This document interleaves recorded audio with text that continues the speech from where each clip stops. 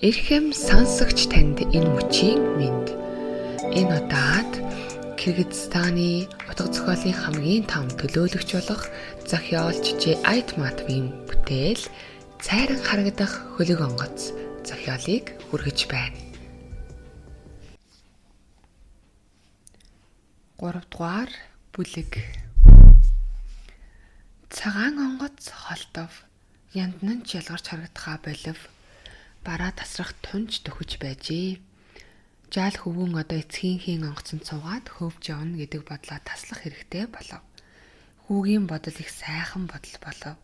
Гэтэл төгсгөл нь нэг л хачин.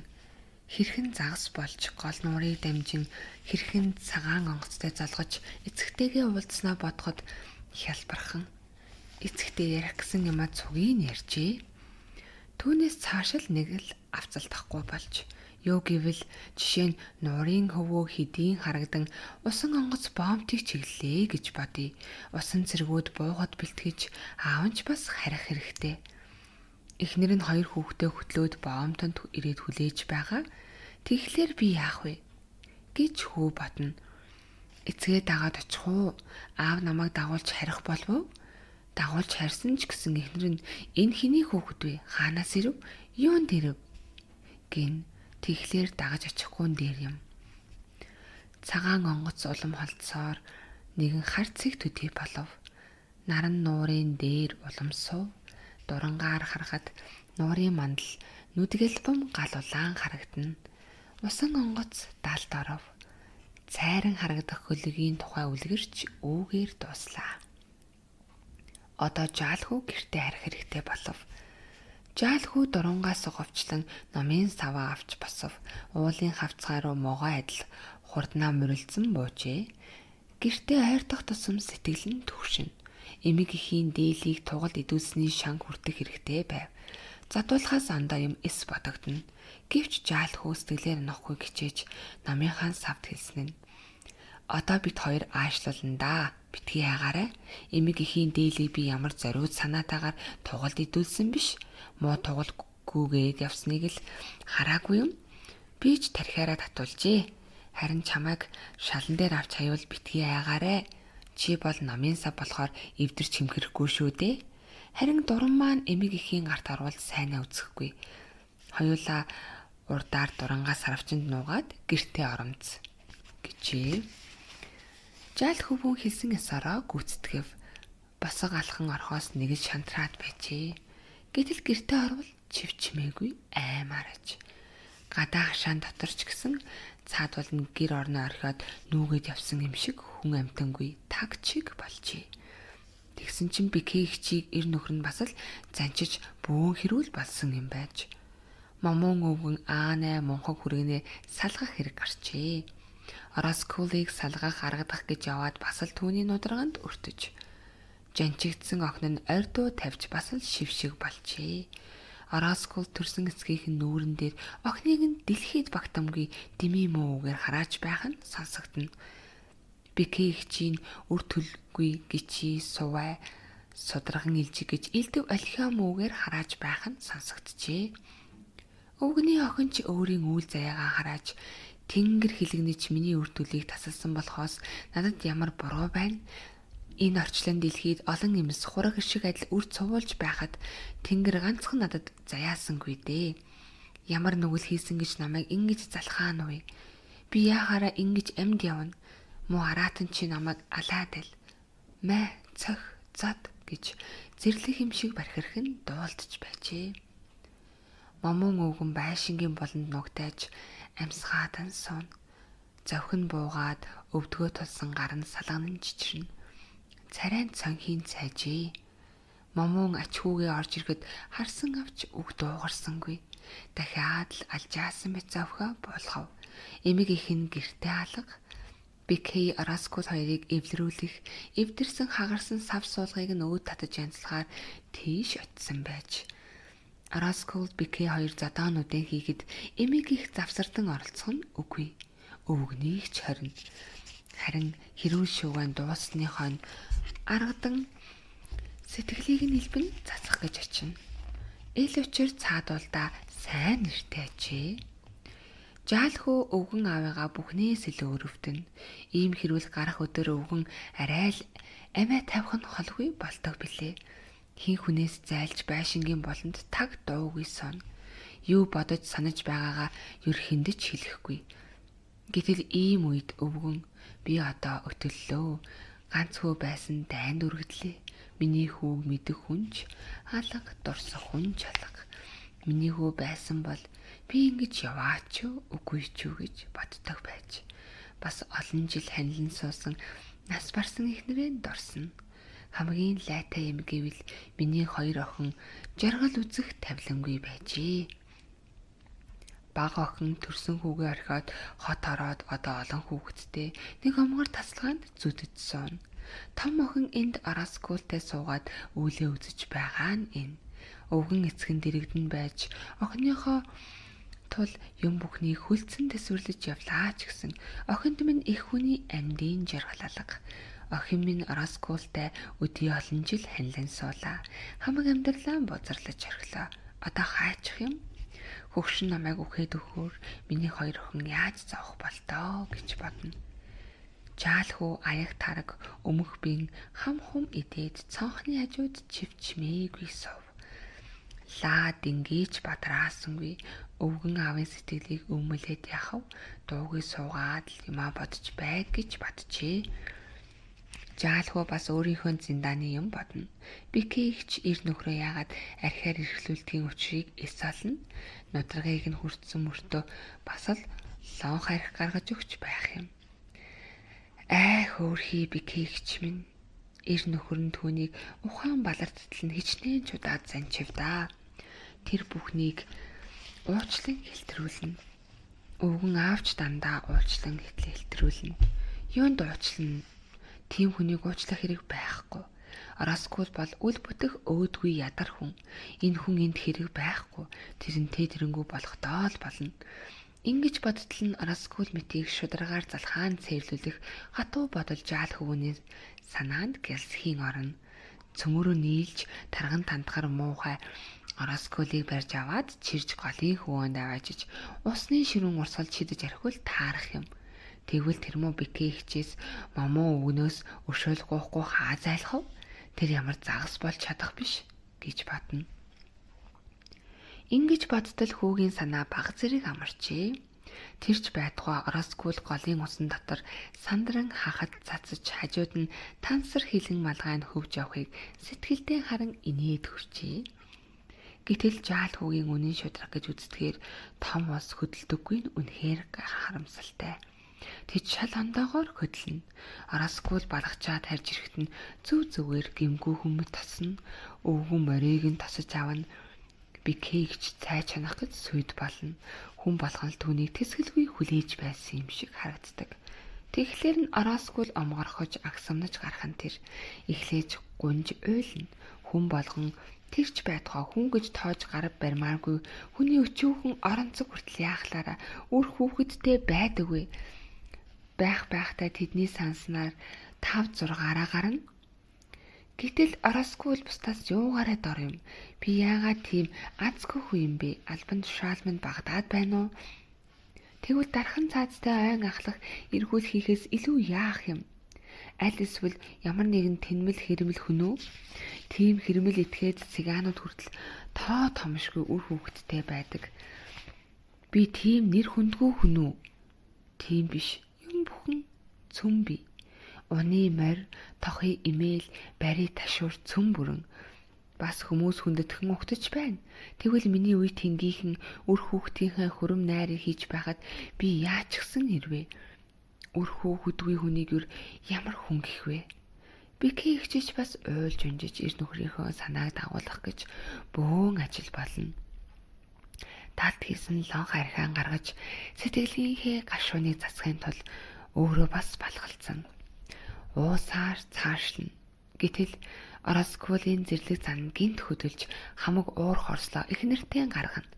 Гэтэл эхнэр нь юм бүхэн дээр араскулыг уулчлан хэлтрүүлнэ. Өвгөн аавч уучлана. Араскулыг бариад хүлчих хүн байхгүй.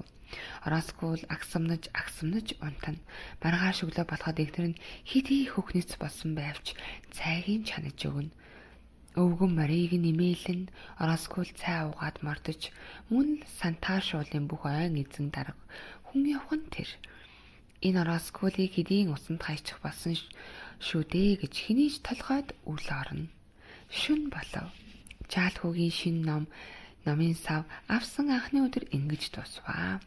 Жаалхуу унтахаар орд ирээд саад номынхаа савыг тавих газраа олж чадна. Тэгээд дэрнийхээ хажууд тавьжээ.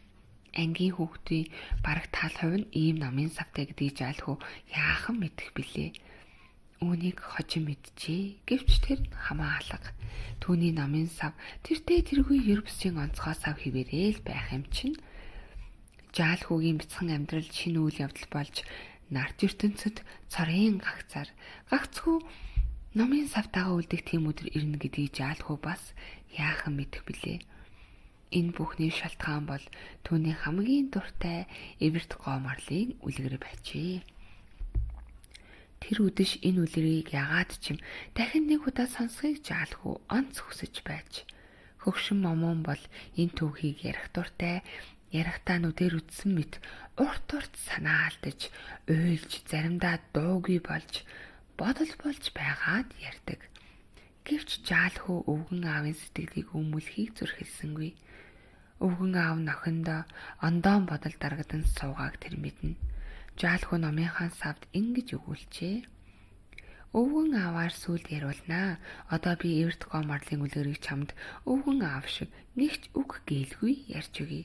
Би хиндэж дуулдахгүй их аяархан ярин шүү. Чи чагнаж бай. Би юм бүхний кинонд гардаг шиг ярих харах дуртай юм. Энэ явдал цөм үнэн түүх гэж өвөө хэлдэг.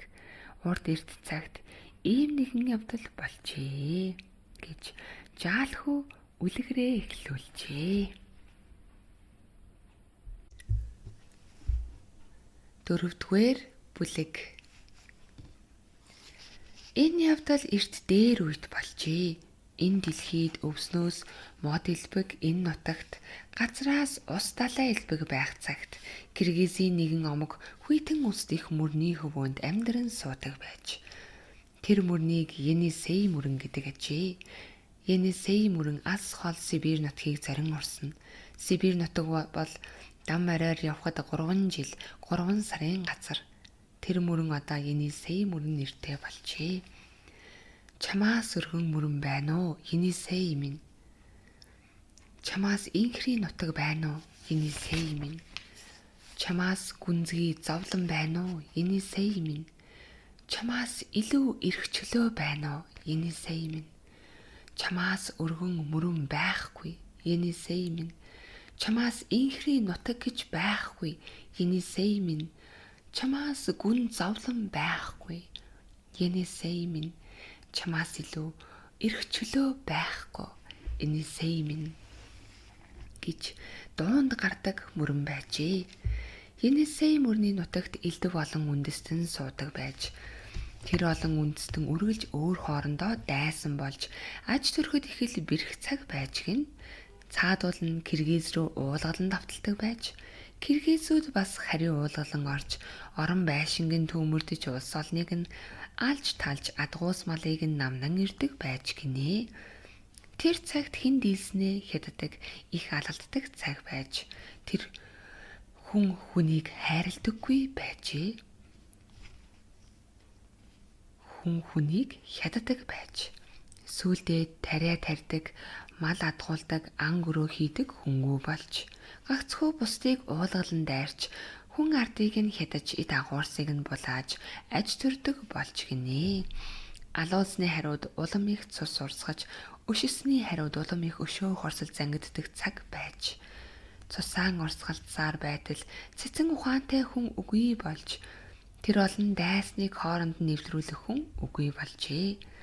Дайсныг гиндүүлэн дайрч харийн омгийн хүн ардыг толгой дараалан хядаж мал хөрөнгийн булаан авдаг хүнийг хамгийн ухаантай эрхэм хүн гэж тооцдог болж Тэр үед хөвч тайгаад нэгэн жигтэй шувуу нисэн ирж гинэ.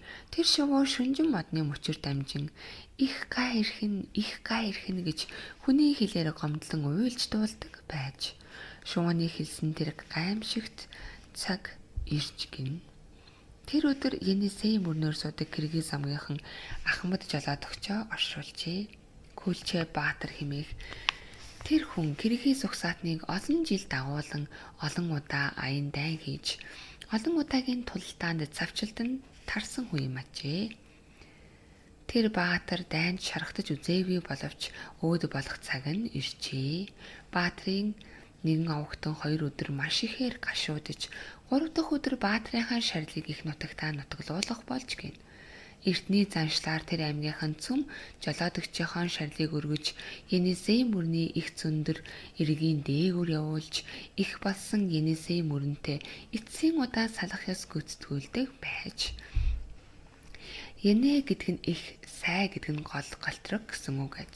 Тэгээд өгсөн Баатраараа чамаас өргөн мөрөн байна уу? Енисей минь. Чамаас инхри нутаг байна уу? Енисей минь. Чамаас гүн зовлон байна уу? Енисей минь. Чамаас эрх чөлөөтэй юм байна уу? Енисей минь. Чамаас өргөн мөрөн байхгүй. Енисей минь.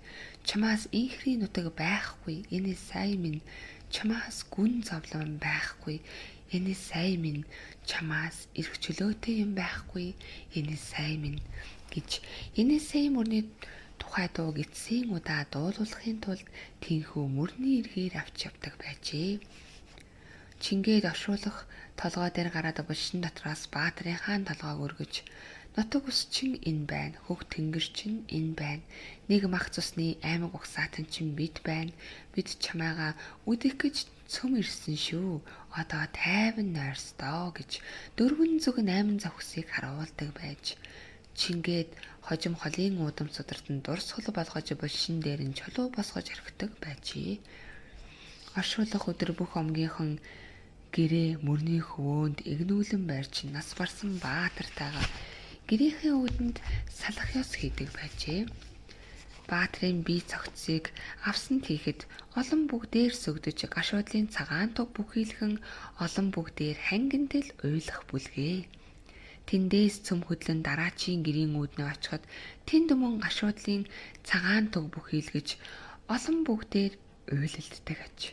Ийхүү айл айлын үүдэнд салах ёс хийсээр оршуулах давцаг дээр толгой хүрдэг байжээ.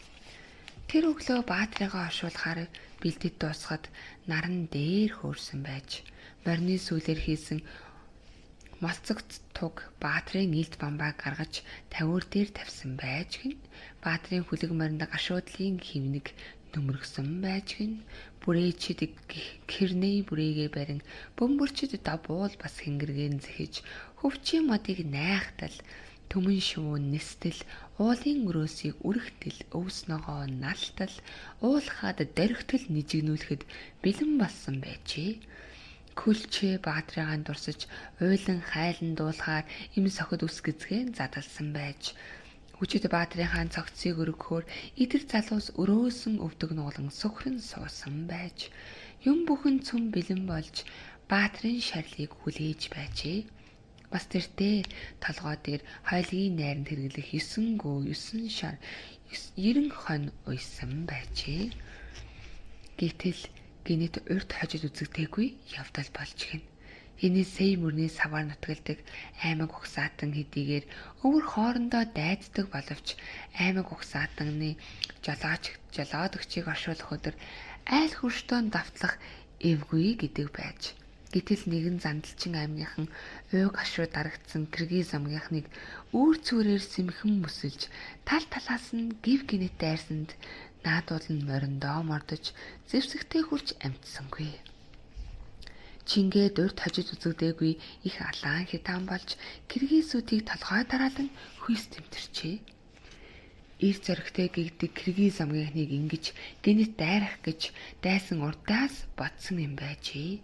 Энэ булай явдлыг хожим дурсан санах хүнгүй болгох, энэ булай явдлыг өс хонзонг хожим авах хүнгүй болгох гэж бүгдийг нь толгой дараалан хүйс тэмтрээд цаг үе улиран өнгөрсөн тэр явдлын улам мөр элсээр хүчсэн мэт балран арилна гэж боджээ. Хүнийг төрүүлж өсгөхөд удаан хугацаа хэрэгтэй. Харин алж хядахад ядах юмгүй. Өдий төдий олон хүн толгоогоо тас завжуулаад цусан шалбайг дотор хэвтэж байж. Өдий төдий олон хүн дайсны жадмснээс зүгтааж мөрний голд үсрэн орж. Энэсээ мөрний давлгаанд живж хүчээ. Оргож амтсан хүн үгүй, амьд үлдсэн хүн үгүй гин. Гэр орны цөмийн нурааж, шатааж, эрсдсэн олны хүүрийг өндөр эргийн дээрээс энэсээ мөрөнд хайж. Дайснууд энэ нутаг одоо манайх боллоо. Энэ ой одоо манайх боллоо. Энэ мал сүрэг одоо манайх боллоо гэж учиргүй хөөрч гиндээ. Дайсан маш их ол замаг олж буцахдаа ой модноос эрэгтэй эмэгтэй хоёр хүүхэд гарч ирснийг мэдсэнгүй аж. Тэр хоёр дүрсгүй жаал өглөө хажуугийн модонд очиж сэцгэний дүрс хуулгаар эцэг ихтэй хэлэлгүй сэмхэн оргож явсан байжээ. Ой модонд орж наацаар яваад мэдлгүй битүү их ширэнгэд орчихсан юм байж. Хүмүүс шуугилдан орилдож дайн байлдааны их чимээ үүсгийг дуулаад гэрийн зүг гүйсэн боловч хожимджээ. Тэр хоёрыг харж ирэхэд эцэг ихч дүүсэн цөм алуулсан байж. Хоёр хүүхэд эцэг ихч үгүй, омог угсаач үгүй хоцорч гин. Үнсэн товрого болсон буйрын гэрийн буйрын дээгүүр ийш тийш хичнээн говьч нэг ч амтантай тааралцсангүй. Ингэж нэгэн цагт өнчрөн нарт дэлхийд хоёулахтаа хоцорч гинэ. Гэтэл алсад бөөн их тоос харагдаж гин. Дайсан саяхан цугласан саяхан цосон далаа урсгаж олзолсон мал хөрөнгийн тууж явсан юм байж. Хоёр жаал тэр тоосыг үзээд хойноос нь явжээ. Тэр хүү заналт дайсны хойноос уйлж гуугассаар гүгээд л байж гин. Тэр хоёр бол аргагүй балчир хүүхэд учраас зандалчин алуурчнаас цугтаахын оронд хойноос нь гүйж яваан тэр. Хоёр хүүхэд гагцгүй тэр дээрэм тануул болсон муу ёрийн нутагт хоёулахнаа үлдэхгүйг боджээ. Хоёр жаал хөтөлцөөд мал адуу тууж яваа улсын араас бид хоёрыг аваач гэж хичнээн гуагаасаа авч тэрхүү адуу малын унгалдах нижигнэх их чимээнд тэр хоёрын бяцхан дуу зандалчдын сонорт яахан хүрэх билээ. Хоёр жаал их л удаан дагсан боловч гүйцсэнгүй. Эцээд газарт өгөдхийн унлаа. Маш их айж, ийш тийш харж чадахгүй, хөдөлж чадахгүй биедээ наалдан хөвцээр онцнаач мэдсэнгүй. Өнчин хүүхдийг заяа түштэгэ гэдэг үг учиртай юм. Тэр шөнө хээрийн араатан амтан хавцсангүй. Зүв зүгээр хоножтэй. Нэгсэрсэн чинь өглөө болчихсон байна гин. Наран мандаад шувууж иргэн донгодож байж.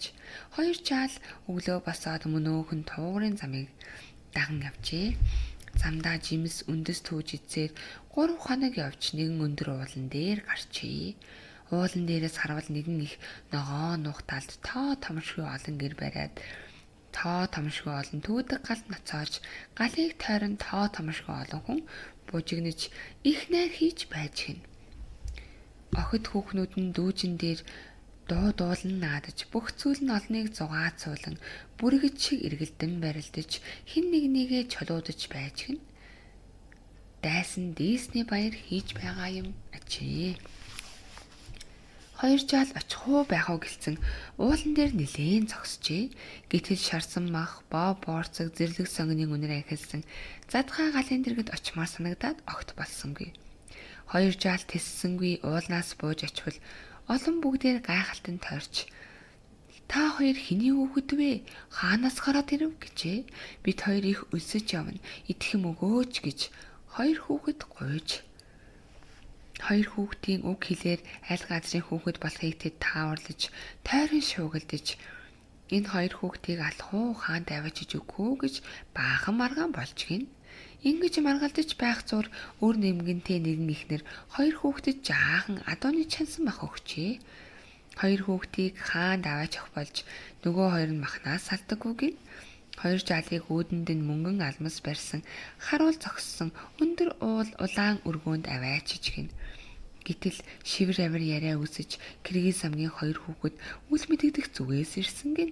Энэ юу болж байна гэж сандралдан шуугилдэж олон бүгдээр найр наадмаа орхиж хааныхаа өргөөрөө гүйлдэж гин.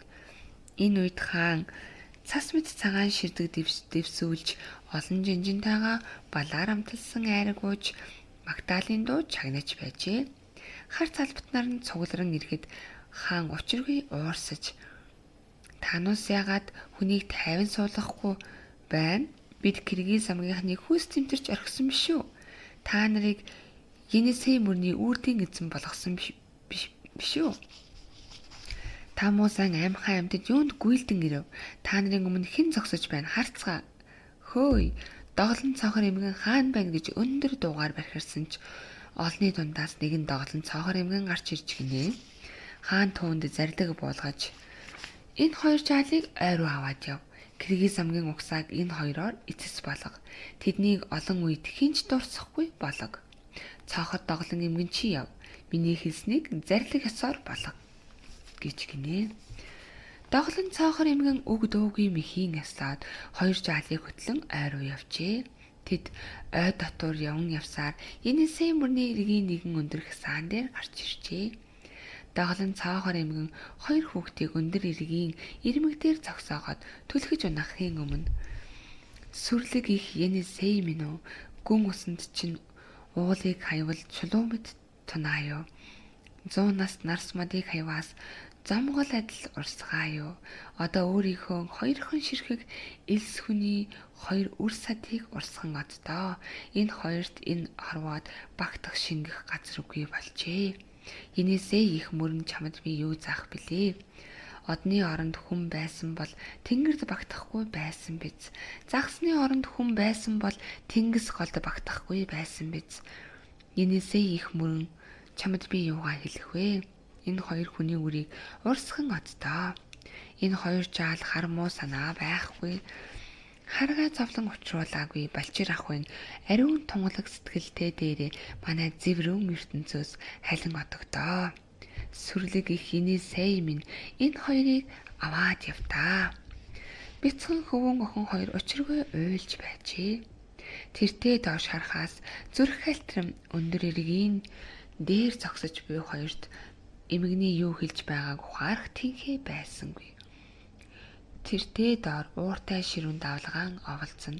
Доголон цоохор эмгэн хоёр жаалыг их зэргийн дээрээс түлхэх гэж ханцуур шамлан. Хоёр хүүхэд минь тэврэлдэж эцсийн удаа салах ёс хий. Хувь зохиол гэдэг ийм байдаг. Намайгаан уучлаарай. Би энэ хэргийг бусдын эрхээр хийж байгаа юм шүү. Одоо яа гэв? Харин та нарт бол буян болно гэж хэлж дуусаагүй байтал хажуугаас агуу их ухаантан ихнэр хүлээж бай. Энэ гимгүү номхон хүүхдийг битгий хөнөө гэж гин. Доголон цоохор эмгэн эргэн хартал бугын их сайхан гоо марал зогсож байхыг үзээд ихэд гайхжээ. Гоо марлыг ажвал уурах шиг дунд цагаан зүстэй, бодгоны онгоц шиг хөрөн бор хэвлийтэй, намрын хатсан модны мөчөр шиг олон салаа ивэртэй, хөхүүл ихнэрийн хөх шиг цулцгар цагаан дэлэнтэй үзэсгэлэн сайхан амтан байжээ. Дүрлэгэр томнууд гунигтай яар ширтэж байжээ. Чи хэн бэ? Яагаад хүний хэлээр ярина гэж доголон цоохор эмгэн асууж. Би гоо марал байна. Өөрийнхөө хэлээр ярил чи ухаарч миний үгэнд орохгүй шүү дээ. Тэр учир хүний хэлээр ярьж байна гэв. Гоо марал чи юу гэвэ? Их ухаантан ихнэр минь энэ хоёр хүүхдийг надад өг. Чи эднэр яах нь? Миний хоёр зорголыг хүн алчлаа. Би үр болгох хүүхэд ирж явнаа. Чи энэ хоёрыг тижээх гэж юу? Тийм ээ их ухаантан ихнэр минь гэхэд нь доголон цохор эмгэн инээж гоо марал чи сайн тунгаан бодсон уу? Энэ хоёр бол хүний үр сад юм. Хожим том болоод чиний үр зорголыг алах болно шүү дээ гэж гин. Энэ хоёр том болоод миний зорголыг алахгүй. Би бол энэ хоёрын ээж. Эд миний хүүхэд болно. Тэгэхээр эд игч дүү нараа ална гэж юу гэж согоо хариулж гин. Аяа хүн гэдэг ямар амтан болохыг гоо марал чи мэдэхгүй байна. Хүн гэдэг ойн зэрлэг амтантай адилгүй би биенээ хайрлах гэж огт үгүй шүү дээ. энэ хоёр өнчин хүүхдийг чамд өгчмөр байна. Тэгвэл миний үгний үнэн болохыг чи биеэр үзэх болно. Гэтэл энэ хоёр хүүхдийг чиний улаан нүүрэн дээр хүн аландаа. Тэгэхээр чамд зовлон дээр чинь зовлон нэмхийн нэмэр шүү дээ гэж доголон нэмгэн хэлжээ. Энэ хоёр хүүхдийг би хүн олохгүй алс хязгаар нутагт аваад явнаа. Их ухаантан эхнэр минь энэ хоёрыг өршөөж тавьдаа. Би энэ хоёрын үнэн чийж нь болно. Дэлгэн хөх чинрээд хөхүүлэх үр ирж явна гэж гин. Доголон цоохор эмгэн бодож байгаад хэрв тийм бол энэ хоёрыг шалав аваад явдаа. Энэ хоёр өнчин амьтныг тэр алс хязгаар нутагтаа аваад яв. Харин тэр алсын замд энэ хоёр хөнөөгдвөл аль дайралцсан дээрэмчин улсад алагдвал том болоод чиний энэ сайхан сэтгэлийг хар санаагаар хариулбал гоо марал чи хар толгойдоо гомдоорой гэжээ. Гоо марал доголон цоохор эмгэндэд тал өгөөд хоёр хүүхдэд одоо та хоёр миний үр, би та хоёрын ээж боллоо. Би та хоёрыг аймад бүрхсэн цасан уулын дунд турших ишиг хөл химээх их нуурын хөвөө нутагт аваад явнаа гэж. Хөвгүүн охин хоёр тэсгэлгүй баярлан гоо марлыг дагаж хөөрөн гүйлдэж гин.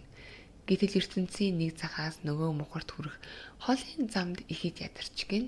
Эвэрт гоо марл их нь амтд цагаан сүгээ хүүлж шүндэн дулаан биедээ наалдуулан хонож явсаар их л олон хоног явж гинэ.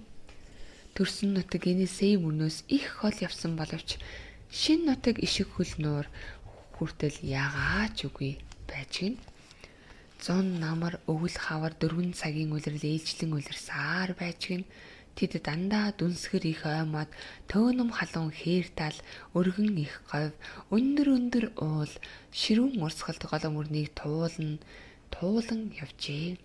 Чанан сүрэг дайрвал эвэрт гоо марл хоёр хүүхдээ нуруундаа онуулаад 4 хөлийн чадлаар амзулбан гардаг байж. Номсон магсан мортой анчид тааралдаж энэ марл хүний хүүхэд хулгаалаад явж байна. Барай даваарэ гэж харван намнахад гоо марл хоёр хүүхдээ бүх суугаарай хүүхэд минь гэж шивгэнэн сумнаас хурдан дүүлэн зүгтаадаг байжээ. Ингэсээр яваад ишиг хөл нуурын хөвөөд ирж гинэ. Өндөр уулын дээрээс харвал эргэн тойрон цас уулс дүн хийж ногоон аймадаар хучигдсан уулсын дунд тэнгис талай цалхилж байж. Нуурын цэнхэр мандал дээгүүр салхины аясаар алс тэртэй хүртэл хүчит давлгаа цайралцсан яралцаж байжээ. Ишиг хөл нуур бол зах хязгаар үгүй их далай байж. Нэг захт нь наран мандаж байхад нөгөө захт нь шүн байдаг. Ишиг хөл нуурыг тоо томшгүй олон уул тойрон хүрээлж тэр улсын цаана бас хичнээн давхар уус бийг тооловч баршгүй. Та хоёрын шинэ их орон энэ байна. Энд газар хагалж, мал адгуулж, загас барьж амьдрах тун.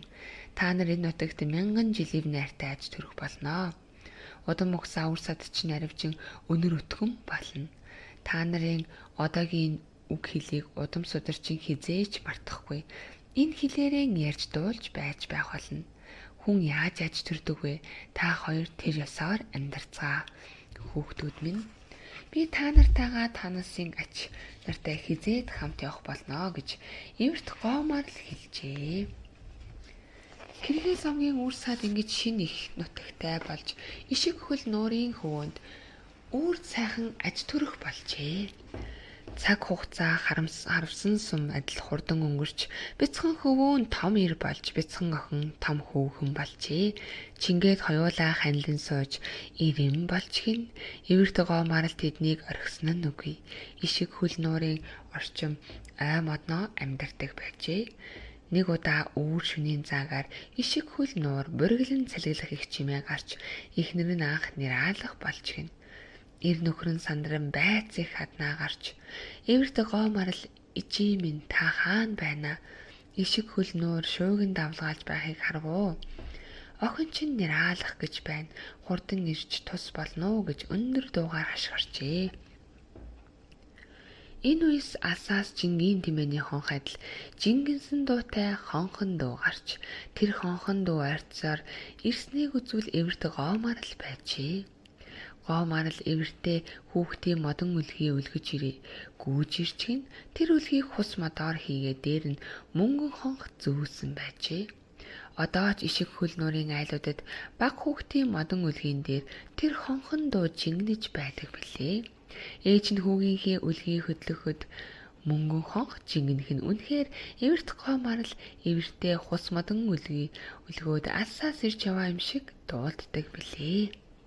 Эвэрт гоо маралж иржих нь эхнэр нь ч нэрайлж гин. Энэ үлгийг танаа ууган хүүд авчирлаа. Та хоёр олон үртэй болноо. 7 хүү 7 охинтой болно даа гэж эвэрт гоо марлих нь хэлжээ. Эцэг их хоёр тэсгэлгүй их баярлаж гин. Ууган хүүдээ эвэрт гоо марлих хийгээ хүндэтгэн буугу бай гэдэг нэр өгч гин. Буугу бай том болоод Кивчаг амгийн нэгэн үсгэлэн тохныг эхнэр болгон авч бугын овогтон өөрөөр хэлбэл эвэрт гоо марлихийн овогтон үржин өсөж өнөр өтгөн болж гин. Ишиг хөл нуурын хөвөөнд бугын гаралтай хүчрхэг том омог отог бий болж бугын омгийнхан удам судраа таниулах гэж гэрийнхээ үүдэн дээр марал бугын нэмэр хаддаг байжээ. Бугын омгийнхан харийн дайсныг уулгалан довтлох буюу хурдан морь уралдахад буг гэж хашгиралддаг ажээ. Тэд ямагт дийлдэг, төрүүлдэг байж тэр үеэс ишиг хөл нуурын ууланд тэнгэрийн оддож атаархан үсгэлэн эвэрт цагаан марал буг согоо бэлчин явдаг болжээ. Энэ бол эвэрт гоо марлын үр сад аж. Тэднийг агнах үргээхэн үгүй. Бугын омгийнхан марал буг харвал мориноос бууж зам тавьж өгдөг байж сэтгэлд хүүхнээч цагаан маралтай зүүрлэн магттан дуулдаг ажээ. Гэтэл нэгэн цагт бугын омгийн туйлын алдартай туйлын баян хүн насан өөд болж гин. Тэдний хэдэн мянган хонтой, хэдэн мянган адуутай хавийн улс цөм тэдний малыг хариулдаг аж. Өвгний хэдэн хүү өөд бологчийн хойлгийн найрыг туйлын нижгэр хийж нутаг нүгийнхаа хамгийн нэртэй цуутай улсыг цөмийг нь урьж гин. Ишиг хөл нуурын хөвөөнд 1100 гэрээг барьж зочин гичнийг буулгачээ. Хойлгийн найранд хичнээн мал гаргаж, хичнээн айраг сүгнэж, хичнээн төмөн янзын зав барьсныг бүү мэд. Насан өөд бологчийн хөвгүүд туйлын их хэмсэг алхлан эцгийн ийм баян элбэг хөрөнгийг бид өвлөн үлдэв гэдгийг улс мэдэг. Эцгээ хэрхэн сайн хүндэтгэн дурсныг улс хараг гэж боджээ. Хүү минь оюун ухаанаар гайхуулахын оронд эд агуурсаар гайхуулахаас муухай юм үгүй шүү. Дуучин ерөөлчингүүд талигачийн хөвгүүдийн бэлгэлсэн арамг тарган мордыг унаж булган малгай торгон дээл өмсөж ийш тийш давхилдан насан өөд бологч түүний өв залгамжлагчдыг магтан дуулцгааж байжээ. Ийм жаргалтай амьдрал хойлгийн ийм өргөн найр энэ нартад үтсэн үү гэж нэг нь магтана. Энэ хорвоо тогтсноос хойш ийм элбэг найр болоогүй юм гэж нөгөө нь дуулна. Биднээс андаан эцэг ихээ ингэж хүндэлдэг, эцэг ихийнхээ алдар хүндийг ингэж мандуулдаг, тэдний ариун нэрийг дурсдаг газар хаач байхгүй гэж нэг нь хашгирна.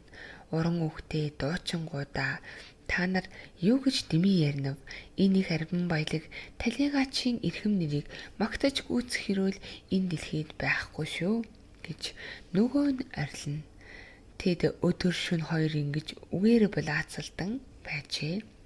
Хүү минь дуучин улс үгээр их тэмцэлдвэл дуучин биш дууны дайсан болдог юм. Хойлгийн асал олон хоногийн найр болж гин. Баян эзний бардам хөвгүүд бүхнийг дарж, бүхнээс дээр гарч алтан дэлхийд алдар нэрээ мандуулахыг туйлын хүсэж байжээ. Чингээд эцгийнхээ булшин дээр марал бугийн ивэр тавьж, энэ булш бунхан бол эвэрт гоо марлын омгийн алдар дөвгүүдийн алтан шарил мөн гэдгийг бүхэн таниулах ухаан бодож гин. Хүү минь баян хүнээс бардам санаа төрдөг, бардам хүнээс мунхаг сэтгэл төрдөг гэж урдийн улс ярьдаг байсан юм да. Эцгийгээ дурсах гэж ийм урд хожид дуулдаагүй санаас эзэн баян эзний бардам хөвгүүдийн санааг хинч хориглож чадсангүй. Тэд хэлсэн ёсоор гүйцэтгэж анчин гөрөөжтийг дуудаж явж марлавуу галж иврийн ногтлон эргэж тушаажээ.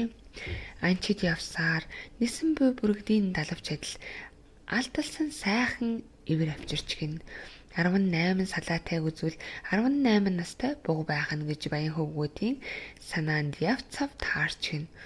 Уран дархан усыг дуудаж нөгөө иврээ эцгийн булшин дээрээ зоолгож гинэ.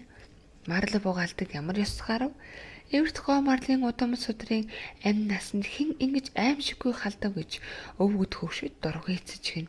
Гэтэл баян хөвгүүд энэ марлыг бид харьяат нутгаасаа агнсан юм. Манай харьяа нутаг дэвсгэрч буй ялаанаас өксүүлээд тэмээ хүртэл явдаг мөлхдөг нисдэг амтан болгон бидний юм.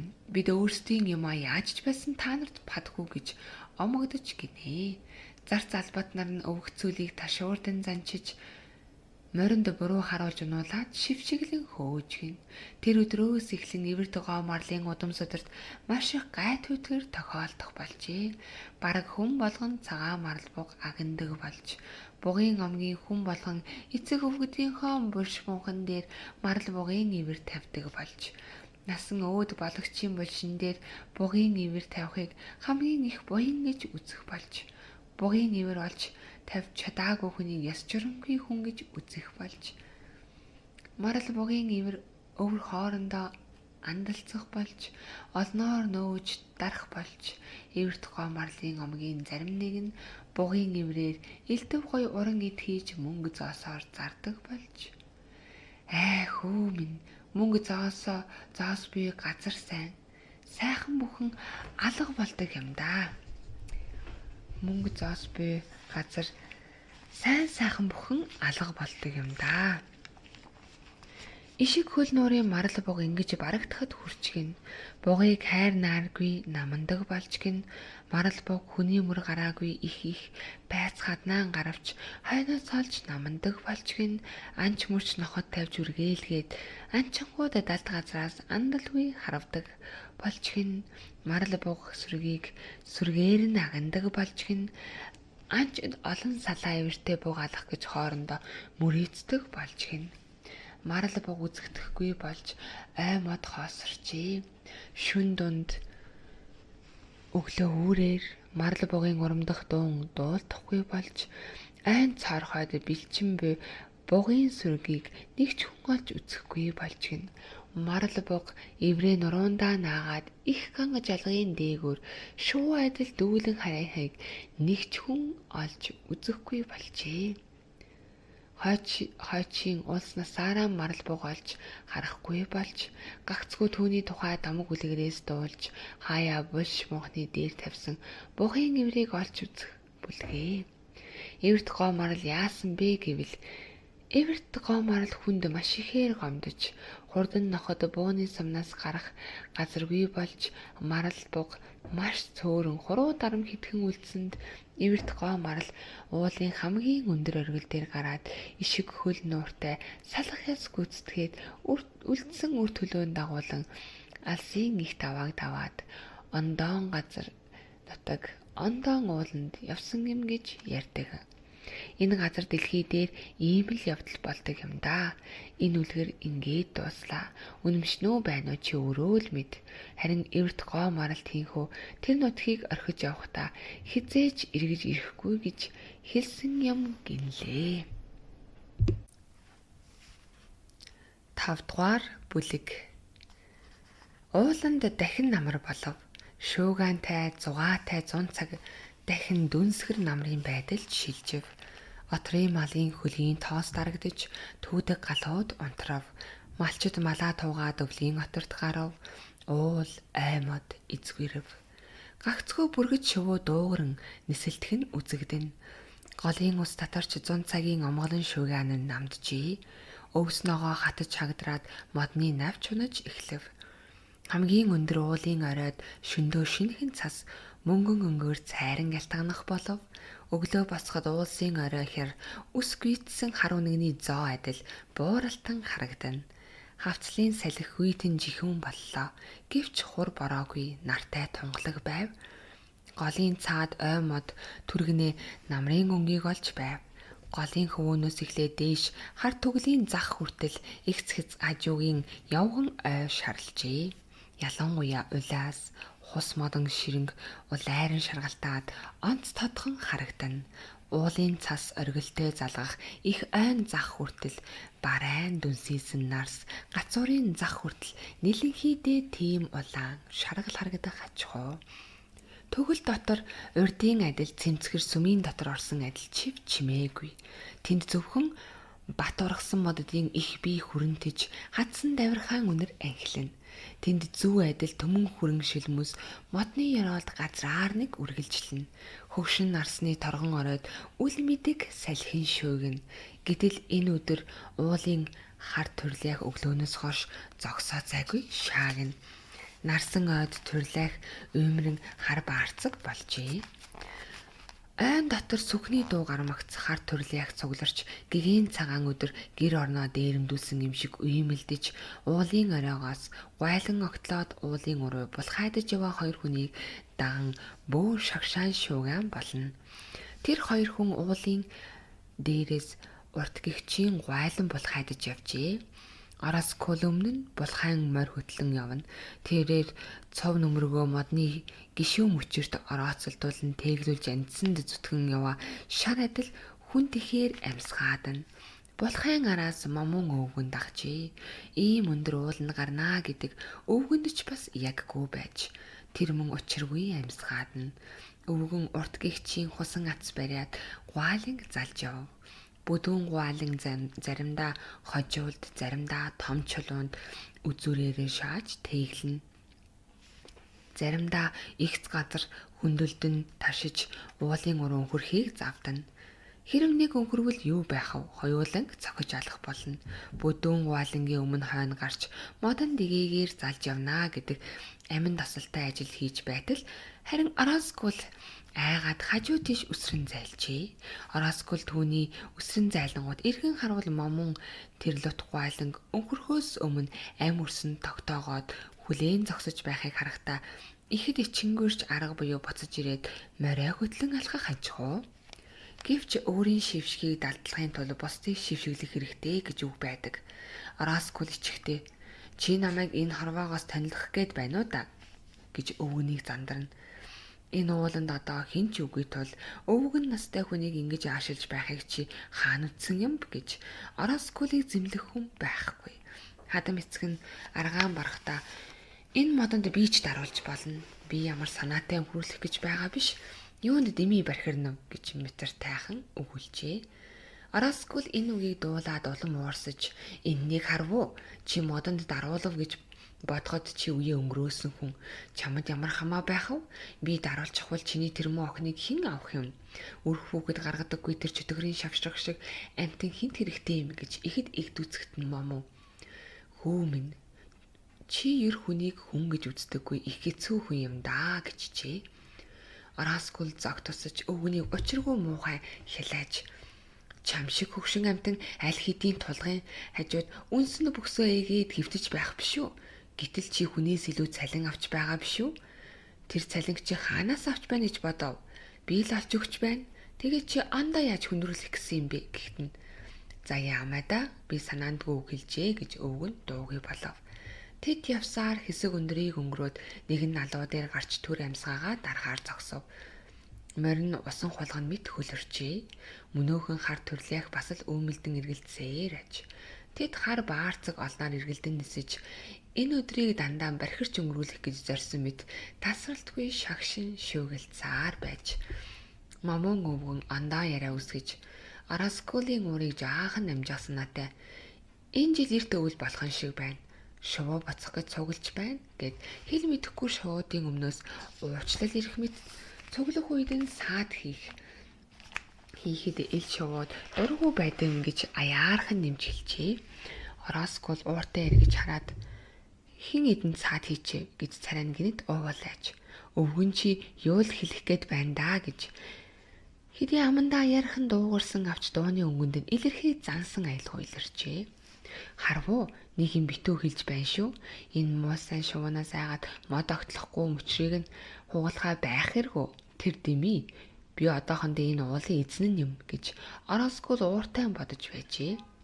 Чингээд толгоон дээр бархирах шувуудыг туйлын ууртай харж пулемат байдаг болоосай шүршиж орхих юмсан гэж буруу харж муухайгаар хараахан дуулджээ. Момон дуугүй болов. Хүргэн хүүгийн элдэв муухай хараад яаж тасах билээ? Бас л намайг элдвэр хараах нь арх уул агсран уухгүй бол бас муухай аршин хүн юр яхаараа ийм болчдөг юм бэ? Хүн сайн байх тусам муу байна. Ичиг ирээлэгт хийж байхгүй, ухаарч бодно ч хийж байхгүй жигтэй юм.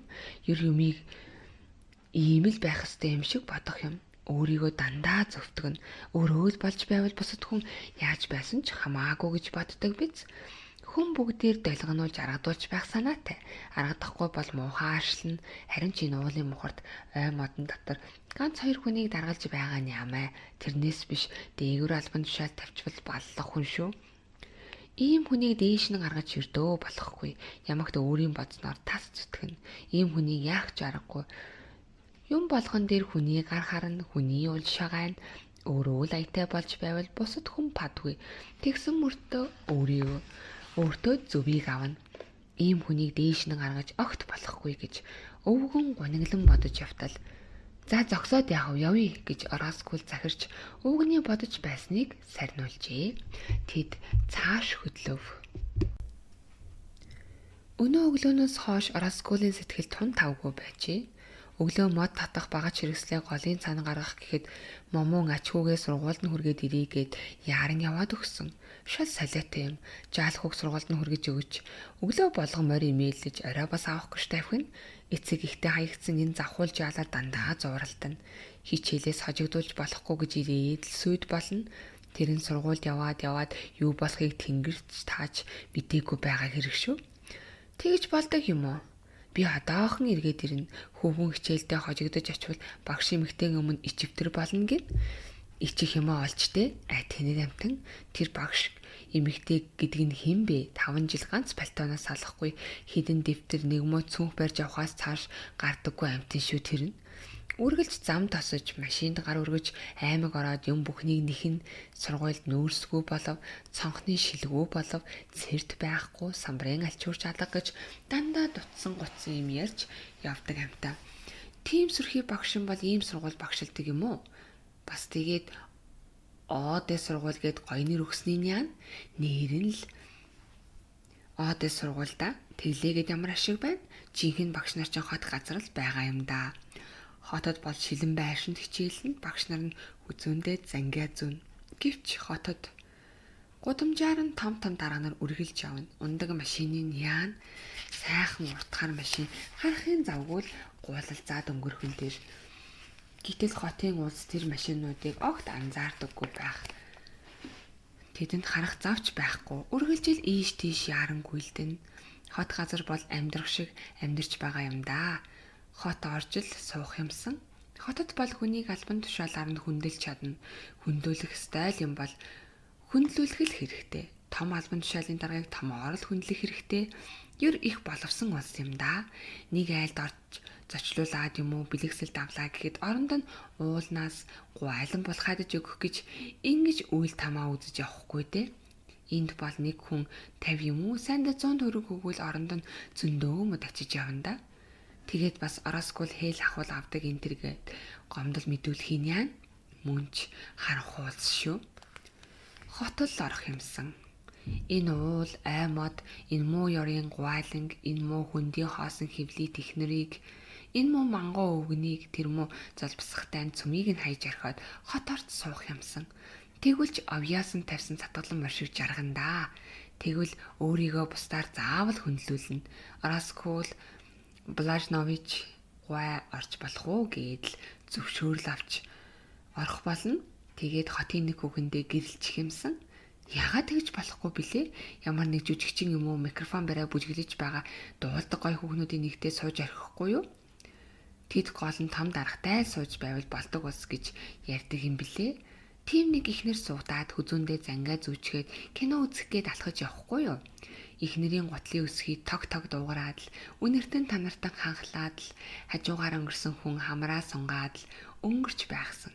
Бас хүүхэдтэй балбал сайхан. Тэгвэл хүүгээ хууль цаазын сургуульд оруулж охиноо төгөлдөр баян хуур дардаг болгосон да. Хот газрын хүүхэд харваас их ухаантай сэргэлэн шүү.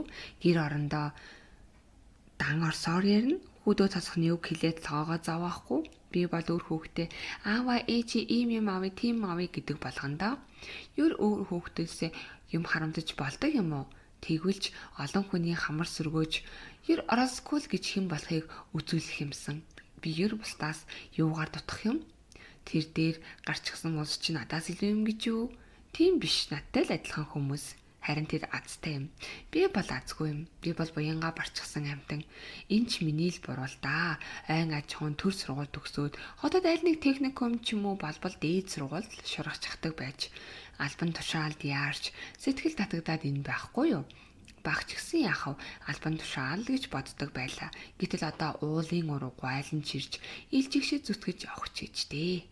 Ядахтаа энэ муу сайн төрлөх юу ч билээ. Үгснээ хийж эргээд үгснээ хийж бархираад байгаа залгинууд полимат байдагсан бол шүршиж архих юмсан. Оросколийн сэтгэл бухимдаж тавгүй болох учир шалтгаан бий. Юу гэвэл зуны дэлгэр цаг өнгөрч намар боллоо. Хончин адуучин айлд очиж дайлуулж суудаг цаг өнгөрч нугын цэцэг гандав нутаг доошлох болов гэж дуулдаг цаг болжээ. Намар болсон учраас Ороскол мөнөөхөн дайлуулж хөндлүүлж ам өрөө алдснаа бодох цаг болжээ. Байшингийн дам нуруу хийх 2 хунгу айлна уу? Ийм ялахгүй юм яриад яа. Шинэ олоод очиорой гэж бардамнан гайхуулж хэлсэн үгээр бодох цаг болжээ. Арх болгож ам халаад дэмий юм чачиж бэлгэсэл тавцсан болохоор одоо хөлсөө хасгаруулan айхалж амьсгаадан энэ дэлхийн ертөнцийг аль муугаар харааж уулын уруу гуайлан чирж явхаас яахав. Тэгж хэлдэг нь буруу болжээ. Ер Оросколийн бүхий л амьдрал буруутаж яваа хүн гинэт цөхөрсөн мэд үгсэн хойноо эндээс дуртай тийш яваад үгүй байц гэж бодтол яваад хаа холдохгүйгээ тэр даруй ухаар. Би хаач хиндэж хэрэггүй хүү юм. Саяны бадсан тэр амттай амьдралыг хаанаас олж амсахгүйгээ тэр мэднэ. Энэ газраас оргож зайлах юм уу? Хэлснийгээ биелүүлэхгүй бол хамгийн сайн найз нөхдөнд ч матах болно. Хүн юр арчаагүй найзгүй болжээ. Урчнан бугын омгийн нэг хамаатан хүнээс идэх төлөг авч намар нэг бүдүүн нарсан гойл өгнгээд ам алдсан ээж. Гэтэл тэр намар уулын өөд авирч мод огтлохоос залах урчээ. Амаар ярихтаж амархан тэр өндөр уулын уул өөд авирч бүдүүн мод огтлон болох хайдаж бэлд оруулна гэдэг тийм ч хэлбэр ажил биш. 10-20 жил болсон бүдүүн мод бол бүрч ярьдаггүй хэрэг. Алт амлсан ч тийм ажил хийн гэж ярьдаггүй хэрэг. Тэр үеэс ядахтаа момон өгнө би муудаж хөвцсөн байлаа. Ганцаараа явж бүтэхгүй ер хинч ганцаар явж уулнаас бүдүүн гойлон огтлон татсан үгүй. Хичнээн бүдүүн нарс байлаа гэхэд хөрөөдөөд унгаж болно. Булхайдаж яаж дийлэх билээ? Юу болохыг урдаас мэдэж байсансан бол Сэдахматын хамтал уулууд мацдаг байж. Гэтэл Ороскол залхуураад хамаатангийнхаа хүнийг нарийнхан шургаагдуудыг нөр хуураад өнгөрөөчий гэж боджээ. Цаадах нь ёстой бүдүүн гойл өгсөн ч ханахгүй хүн байж. Чи идэх төлөг авахтаа мэргэн эргээд хэлсэн ясаар хариу өгч чадахгүй. Гэхдээ Ороскол уурлаж хүний өгснийг авахгүй бол хогч нь манайхаас зайл гэд хөөчгч. Цаад залуун зүгээр өнгөрөөсөнгүй. Сантавш гэдэг дархан уулын айн ирүүл Ороскол Блажновын талаар дээд газар гомдол мэдүүлж өргөдөл биччихжээ.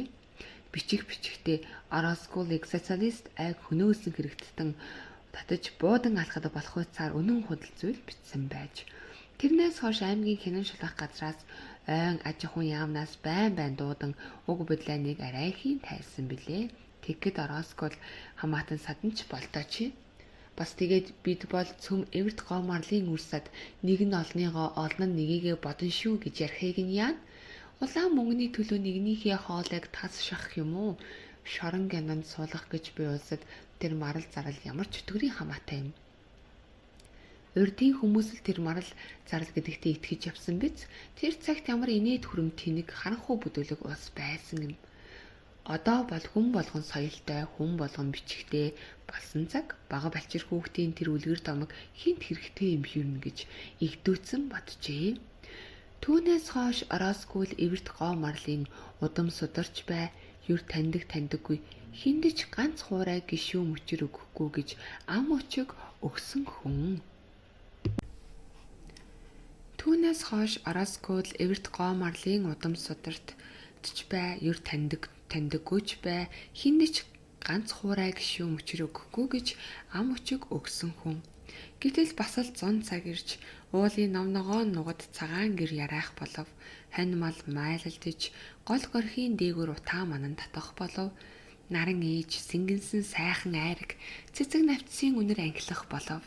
Айлын гадаа нэлэх ногоон дээр суугаад олон танил найс нөхдийн хамт айраг ууж хурганы мах идэж суух гэдэг юутай сайхан.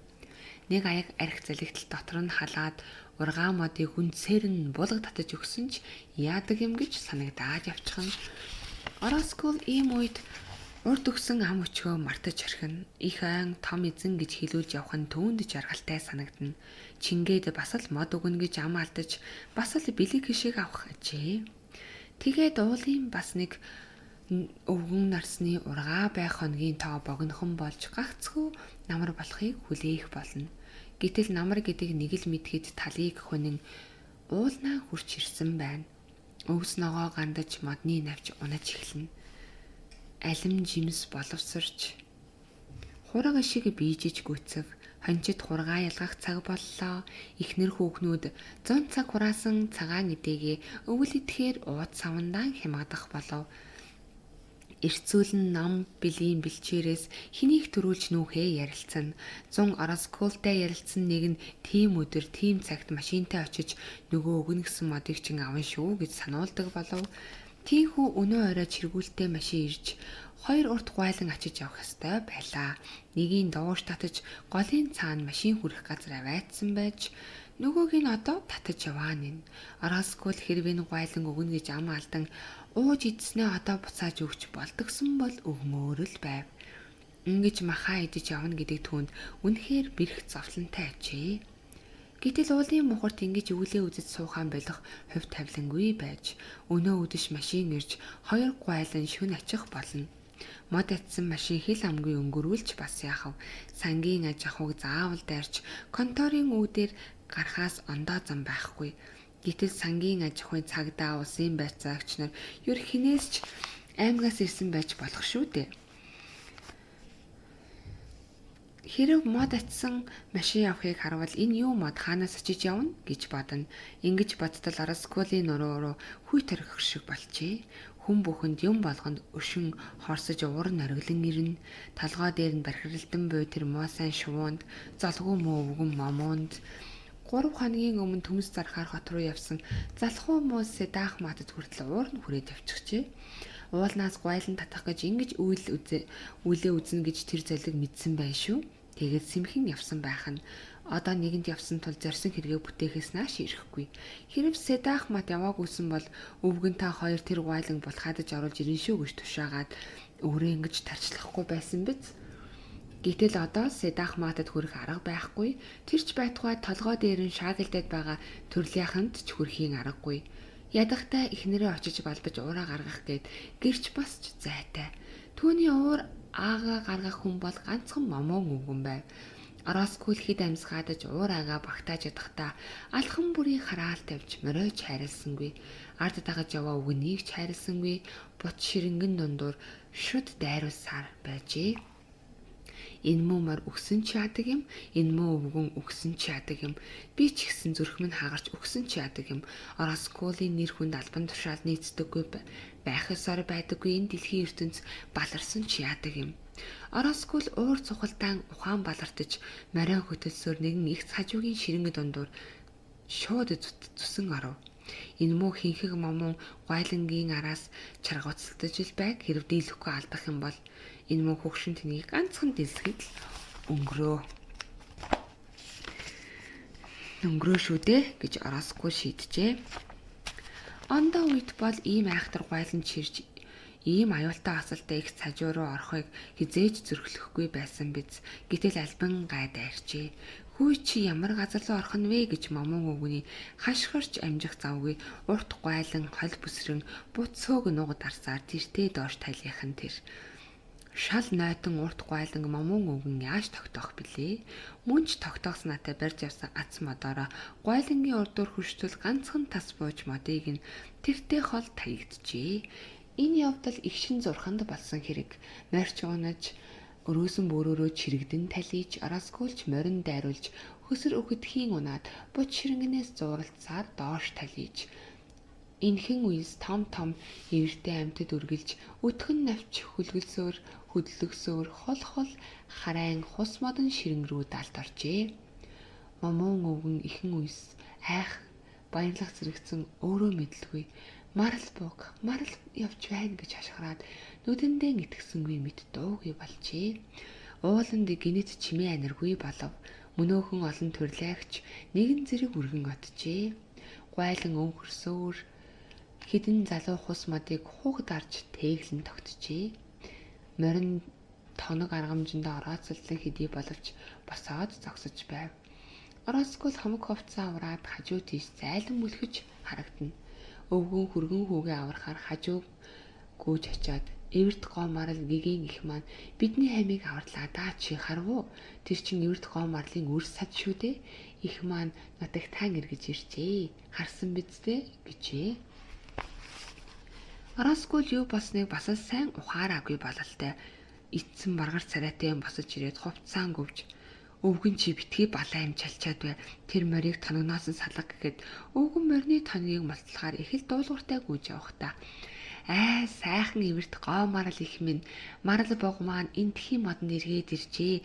Эвэрт гоо марал маань биднийгээ мартсангүй. Бидний хамаг нүгэл хилэнцгийг өршөөж хилтрүүлсэн байх шүү дээ гэж баярлан хөөрсөөр аваа. Ороскул бас л ярьцааж үгэлсээр байна уу? Үлгэрээ ярьсаар л байна уу?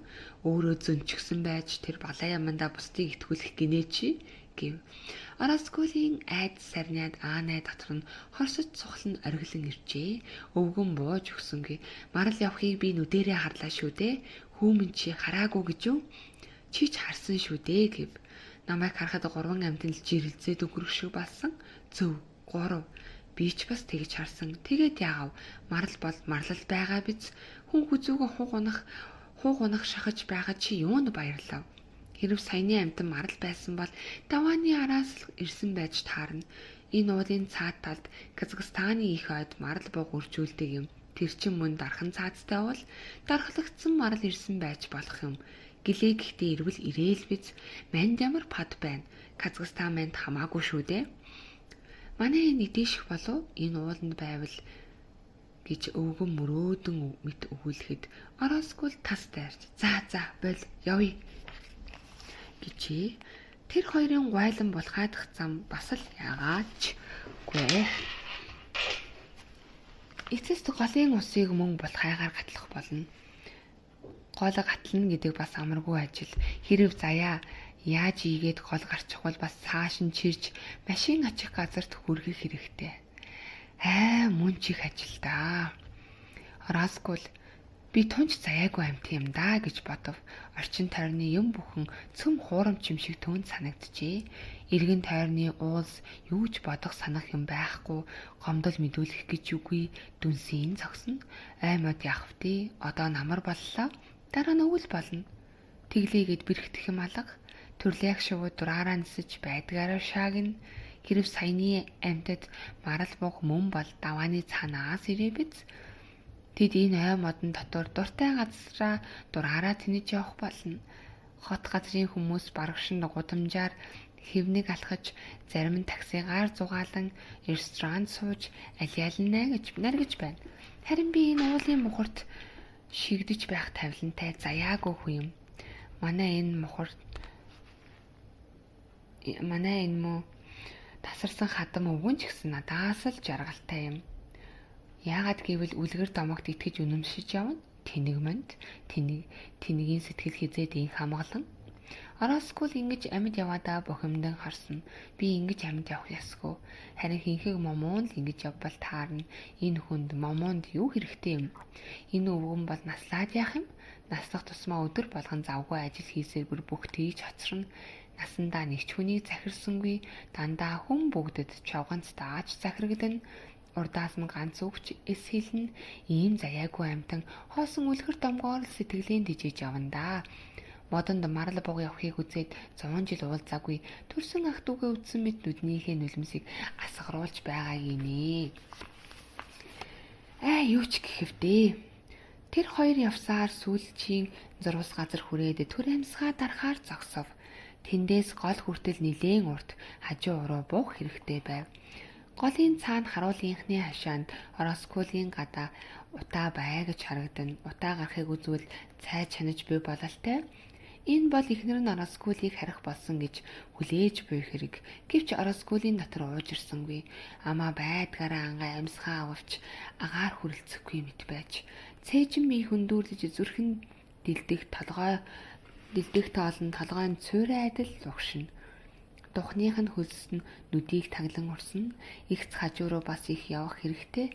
Харахад нь хөндөй хөвлий технэр нь хүлээж буй. Харвуу бас цай чанаж тал засгана. Давхиж очиод тэр цүдгэр халуунтойгоо үсэрт лөгшүүлэх юмсан. Тэгээд ихнэрээ цусыг хольж үхтэл занчих юмсан гэж Ороскол гинэт боджээ.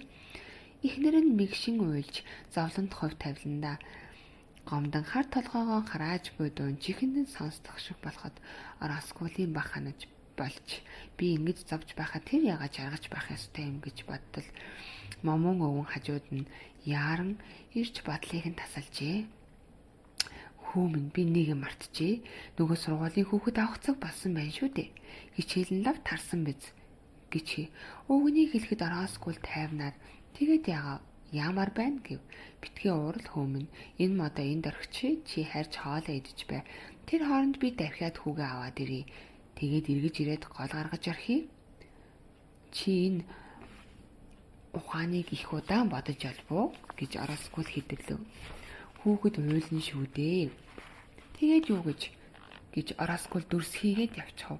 Үүнээс болж өвгөнд жавтуу хүртүүлж гарав. Ороскол өглөөнөөс хойш ирж ядаж байтал өвгөн өөрөө сайхан далим гарав. Тэрмүү жалыг уйлна гэд бид ажиллаа орхих уу? Өглөөгөр хүүхэд сургуульд хүргэнгээд сүйд болсон. За яхав хүргэж өглөө. Одоо бас авах гэж явах уу? Би юу юм? Аль бид энд тогдож наадаж байгаа юм уу? Хөө минь хэрэггүй. Ийм өдөр уурдаж болохгүй. Би яахав? Хүүхэд хүлээж байгаа шүү дээ. Ийм өдөр уйлбал юу ийм өдөр гэж өнөөдөр юу н тийм онцгой өдөр юм? Марал бог эргэж иржээ. Ийм өдөр юу хийх вэ? Ороскол твдэж гайхахтаа дуугүй болж тэр марал бугыг ортос мартсан байжээ. Уулын уруу өнхөрч сүнсгүй хайж явхад нь нэгэн сүүдэр адил амтнд жирэлзэн өнгөрсөн шиг түнд санагдана. Тийхүү уулын их зуруу өнхөрч явхад бүдүүн гуайланд эндүүдүүлэн няц даруулахад ойрхон явж тэгэхэд юм марал буг харах юм өвгөний балаа үгийг дуулах сөхөөгүй байж Ороскол өвгөний нүүр рүү ойртон хэдий аяархан боловч хортойгоор чи юу намайг хингэж бодоод байна? Ирүүндээ сахалгүйчин хайран байна. Тэрнээс биш сахлаас чинь шавтарч бусдыг өөрөөс тэнийг гэж үздгийг чинь болиулах юмсан. Өгсөн хойноо чи тэр марал надад ямар пад байна? Би бас балайн бодож суух уу? Чи битгий үгээр дөвүүлээд бай. Тэр гуайлан дээр очиж энэ модыг гол гаргахад ганц ч үг бүү дуугар. Хин сургуульд явж хин уйлж байна. Надад ямар ч пад алга. Балаа юм яриха байл. Одоо хөдлөе гэжээ. Өвгөн түүний үгийг аанай дуугүй дагав. Энэ гуайлан гэж зохих газар аваачхааснаас Оросколийн гараас малтрахгүй гэдгээ тэр мэднэ. Ил учир дов дуугийн ажилдаа оржээ. Өвгөний сэтгэл хэдий зововч ганц ч үг дуугарсангүй. Одоо ач хүүн сургуулийнхаа дэргэд хүлээж буй.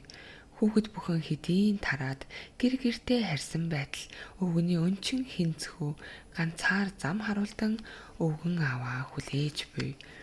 Олон хүүхэд сургуулийн хаалгарч хилдэн гарч гэр гэрийн зүгүүлдэж байгаа нь өвгөний нүдэнд илхэн харагдаж байв. Тэд гэдэс өсчээ.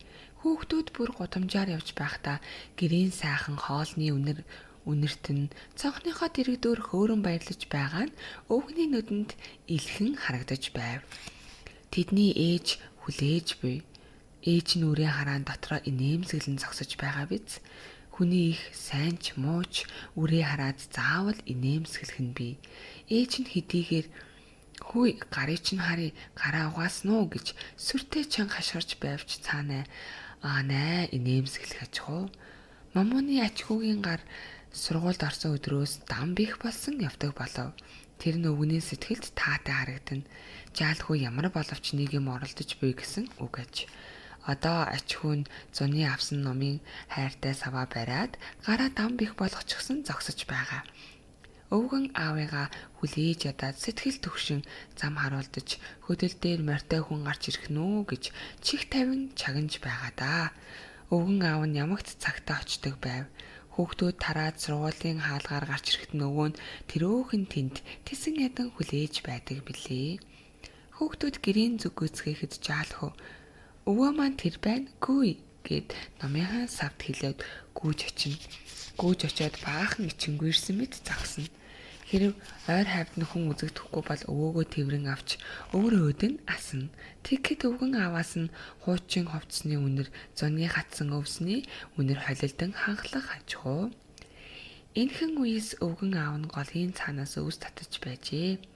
Өвөл голын цаана цасан их хунгарлах тул хүрхэд бэрх. Ил учир өвс хулсаа намар ирж татаж авсан нь дээр. Тийхүү нэг үе момооны ховцнаас хатсан өвсний их үнэр ханхлан явдаг билээ. Өвгөн аав нь ач хүүгээ сундлан гэрийн зүг гарна. Тэд заримдаа хатруулан, заримдаа давхихгүй зүгээр сажлуулан хоёулаа хиндэж хэрэггүй юм ярилцах юм уу эсвэл огт дөөгүй явсаар нэг мэдхэд гэртээ хөрсөн байдаг байв. Жаал хөө сургуультай онц шуналтайг үзээд эмээгийн сэтгэл ихд бухимдах ажгүй. Жаал хөө өглөөс ирмэгц яран ховцлаад ном дэвтрээ зэхнэ. Шүн номынхон савыг ямагт дэрнийхээ хажуу тавьж унтахт нь эмэгэн их илт игдүүцгэн бий. Чи энэ муу номын савнаас салд сандвал яадаг юм? Наад саваар эхнэрээ хийвэл таарна. Тэгвэл бидэнд бэрийн бэлэг энтер гэхгүй амар гэж эмээн загнадаг билээ. Жаалхөө эмгэний энэ үгийг эс тоон. Ер учрыг нь ч онц олдоггүй билээ. Хамгийн гол нь хичээлээс хожимдохгүйг бодно. Жаалхөө гэрээс гүйн гарч өвгөн аваагаа шалбтуулна. Сургуулийнхаа барааг харж байж сая санаа амарна. Гэтэл нэг өглөө хичээлээс хожимдсан би. Өнгөрсөн 7 хоногт момон нэг өглөө өвөр хираалмагц босож дан морьтой голын цаана гарсан байж хүүхэд хүргэхээс өмнө ганц удаач болох нь нуруу ачаад ирье гэж бодсон юмсан ч замдаа татлан задарч хамаг өвсөө савируулаагүй бол амжихал байлаа. Дахиж засах хэрэгтэй болжээ. Гэтэл замдаа татлан алдууран яарч татсан татлан дахин алдурч атсан өвсөө голын хүмүүнд унган мөнгнөж гүйцэж. Ач хүн голын цаад иргэд сэтэрхий чулуун дээр гарч зогсоод номын саваар даллан өвөөгөө учиргүй дуудан бархирч байв. Өвгөн аав ач хүүгээ хараад яаравч яарахад даарна гихчээр татлаг аргамжийг үзүүр орооцолдоод тайлагдж өгөхгүй нилээн цаг барчтэй. Жаалхүү тэсэн ядан бархирхийг үзвэл ав уйлж байгаа бололтой. Өвгөн яарч аргамж татлагаа орхиж зайдан мордоод олмоор яаран гарчээ. Олмоор гарахад бас нилээн удна. Ус их урсгал ширүүн голын дотор давхиж болохгүй. Харин ч намар ус татарсан учраас айлтгүй. Зам бол морьтой хүнтэйгээ урсаж болно. Момон өвгөн арай хийж гол гарч ирэхэд нь жаалхуу учиргүй мэгшин уйлж байжээ. Тэр өвгөнийг ч харалгүй. Хичээлээс хожимдлоо гэж өглөн уйлна. Өвгөн момон ач хүүгээ морин дээрээс шүүрэн өргөж дүүрээд давхив. Сургууль нь ойр байдаг бол аштай юу? Жаалхуу өөрөө гүгээд очихгүй юу? Жаалхуу замдаа товт уйлж хичнээн аргавдавч тусыг эсалжээ. Мань хоёрыг хүрэхэд хичээл нэгэнд торсон байлаа. Өвгөн ач хүүгээ ангид нь оруулж өгөөд багш эмэгтэйгээс уушлал гуйж дахин яасан ч юм явдал гаргахгүй гэж ам тангараг өгчээ. Сургуулаасаа хожимдлоо гэж ач хүн тэгж их уйлсанд өвгөний сэтгэл хөндөгдөжээ. Тэнгэр минь сургуультай яасан дуртай хичээлтэй жаалав гэж сэтгэл уйран боджээ. Гэвч жаалхүү яагаад тэгж их уйлав? Дотроо их л гомдон явдаг. Тэгээд түүнийгээ хэлж чаддгүй байх нь дээ. Момон өвгөн одоо уулнаас мод татах гэж урт ац бариад гуайлангийн хоёр талд бүндгнэн гарч хөшиж гүжиж яарч өглөө үзэж явахдаач ач хүү яаж байгаа бол гэдэг бодлоос салаагүй явв. Ороскул эс яран зөвхөн морь хөтлөн тааваар алхна. Түүнд яарах юм үгүй. Тэр ихс хажуу руу дандаа ташиж орох хэрэгтэй. Гэвч гуайлан гиндээ төр орхиод буцаж авъя гэсэн өвгөний үгийг яагаад эс хөндлөнө? Ачааваас хэрэг момон өвгөн тэнхээд исэн бол тэр бүдүүн гуайлангийн ганцаар мөрөн дээр тавин голын цаана машин очих газар хүргээд маа энэ гуйлангаа ав гэд лүнхийд л хайчихсан да. Тэгээд ачхуугаа авахаар яваад өгөхгүй юу? Гэтэл тийм тэнхээ хаа байх билээ. Чулуу сайран дундуур гатчин гол хүрээд бас олмоор гарах болно. Морин уулын өрөө өөд зүтгэсээр байгаад бүр сүлдэж голын усыг гимгүү гарчвал бас яамаа. Гэтэл голын тгий дунд чулуун тэгэлвэл яана. Морь бүдэрч унвал яана.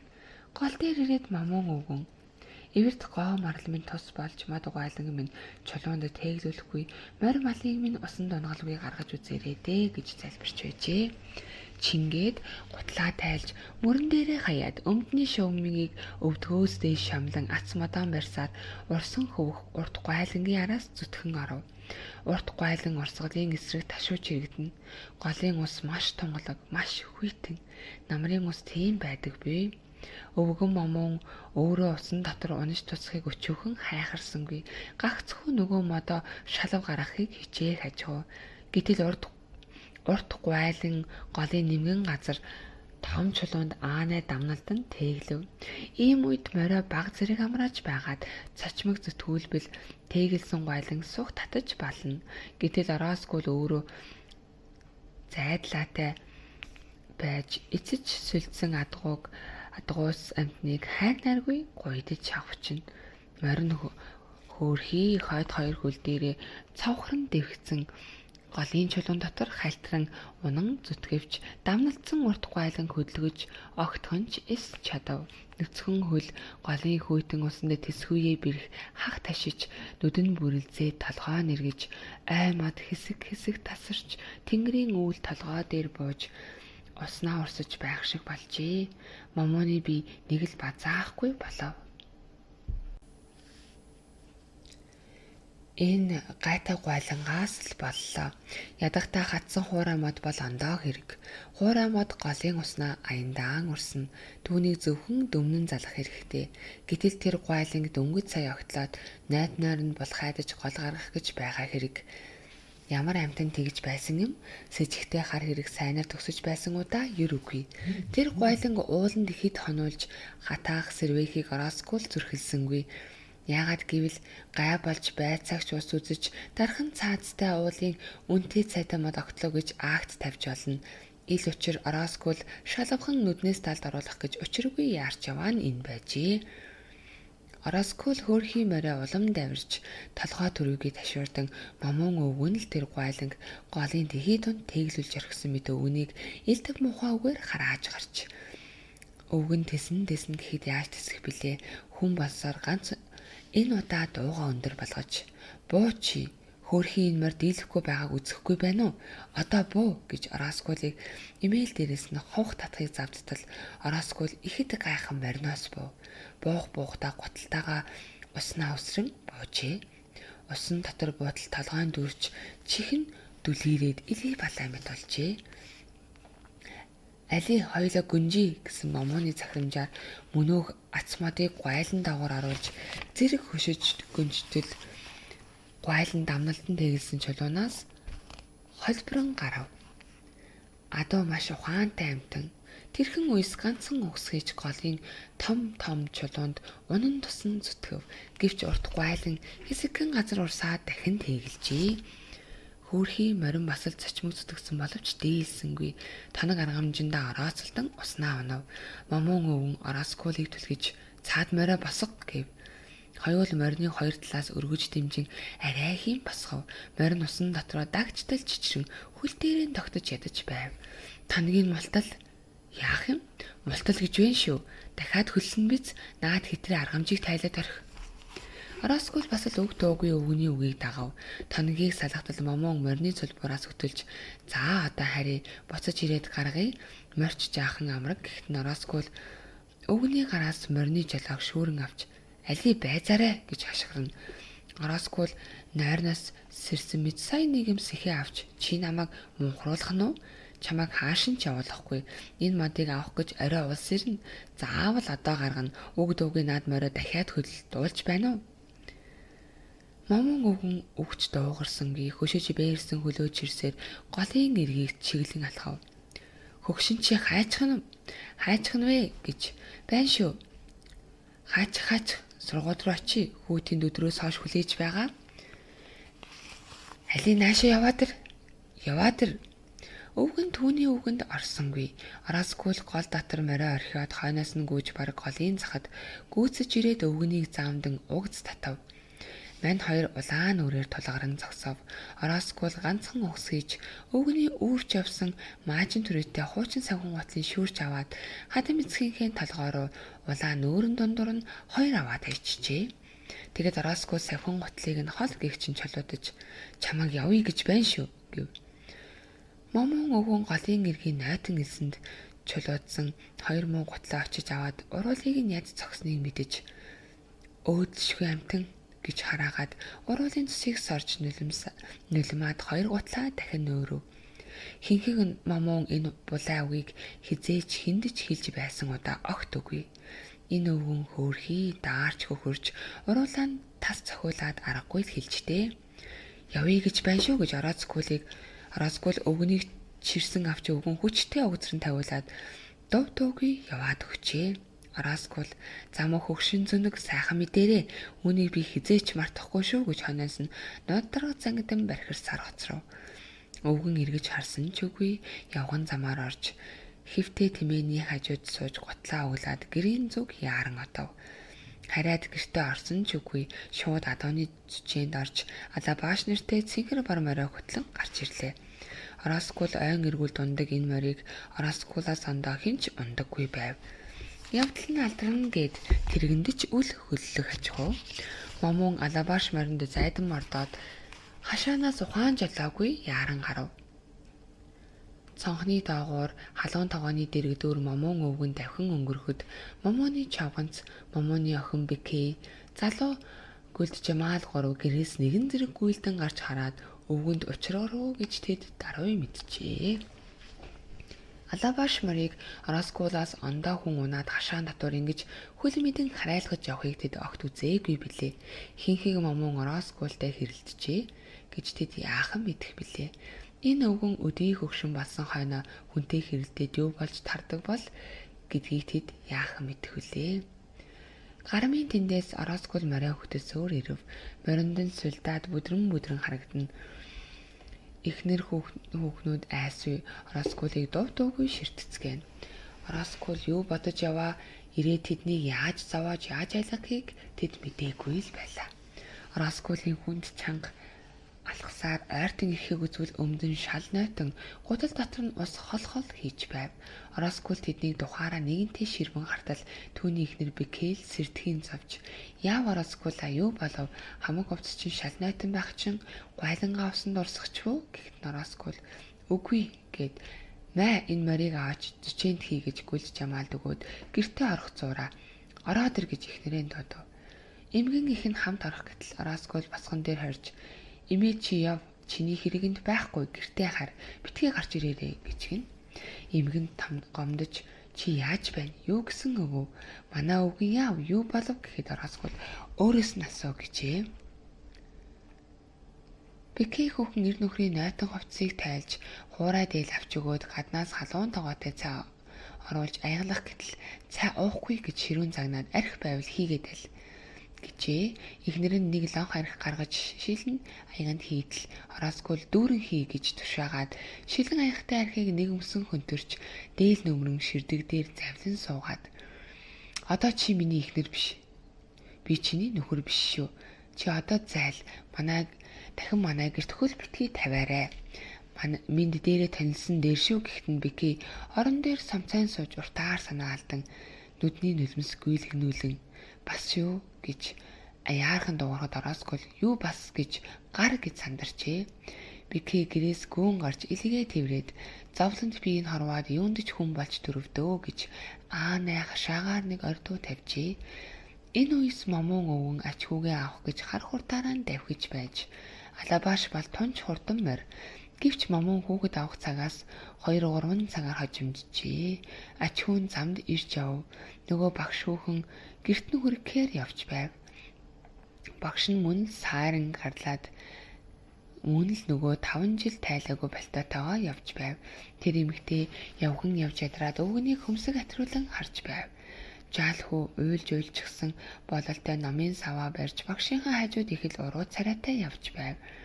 Багш эмэгтэй момон өвгөнийг айхтар сүрхий зэмлжээ. Өвгөн юу ч хэлэхгүй дуугийн газар шагаан зогсов. Энэ хүүхдээ цагт нь авч байхгүй юм бол дахиж битгий авчраарай. Надад найзны хэрэггүй шүү. Би өөрөө 4 хүүхэдтэй ядаж байна гэж багш эмэгтэй хэлэхэд момон бас уучлалт ирж дахин ийм явдал гарахгүй гэд бас л ам өчгөө өгчээ. Чингээд багш нь жилээ сая руугаа буцаж өвгөн ачхүүтэйгээ харихаар явав. Жаалхүү өвгөнд дүүрүүлэн таг дуугүй явав. Өвгөн ч юу гэж ярихаа мэдэхгүй байлаа. Чи хөлсвүү? Үгүй, багш надад талах өгсөн. Миний хүү юм ярихгүй яагаав? Жаалхүү үг дуугарсангүй. Өвгөн гимссэн мэт инэв хийлж миний хүү их тонирхуу хүү байна гэж малгайг нь авч толгой дээр нүнсээд дахин өмсгөв. Жаалхүү эргэж харсангүй.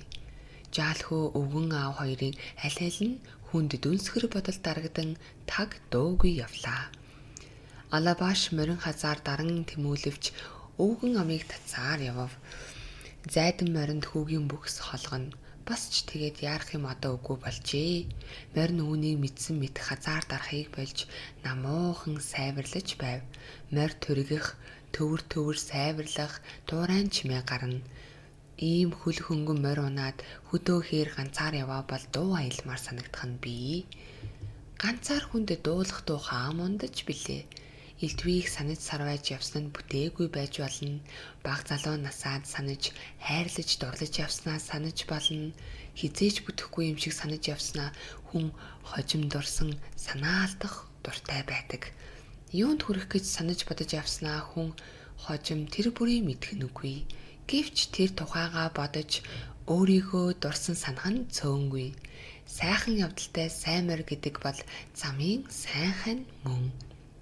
Момон өвгөн ч гэсэн ач хүүгийнхаа тайрмал шилийг нарийн хүзүү дэлдэн чихийг харж явахдаа миний амьдрал ингээд бүтлгүйгээр өнгөрчээ. Ажил хөдөлмөр хийх, бодож санах, уйдаж гунах юм цөм өнгөрч. Одоо ганцхан энэ муу жаал арчаагүй амтан л үлдэжтэй. Энэ жаалыг хөлийг нь дөрөөнд, гарыг нь ганцганд хүргээ тавьчих бол сайн юмсан. Гом би үлдвэл хэцүүд нь. Энэ хүү нэлэх нэлзраатал бас өөрийн амир сууж. Энэ жаалыг хайрламаар хүүхэд юм. Гэтэл Раскул мэтийн хүн бол нүд үзүүрлэн буг хөөсөн чон адил зовоож хаях болно. Ингэж бодож явтал ууланд давхиж явсан 3 марал санаанд нь орж сэтгэл нь хачирхан гайхах баяр ургаад иржээ.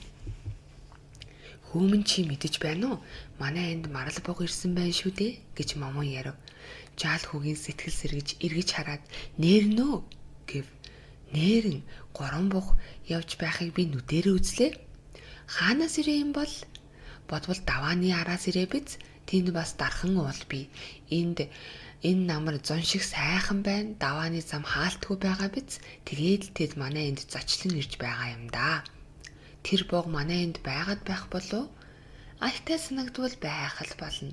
Ёр тэгээ тэднийг үргээхгүй л бол байна шүү дээ. Энд идэх өвс ногоо элбэг 1000 буг байсан ч идэх юм хүрэлцээтэй байна. Урдын цагт эвэрт гоо марлыг байхад энд буг гэдэг төг түмээрээ байсан юм гэдэг.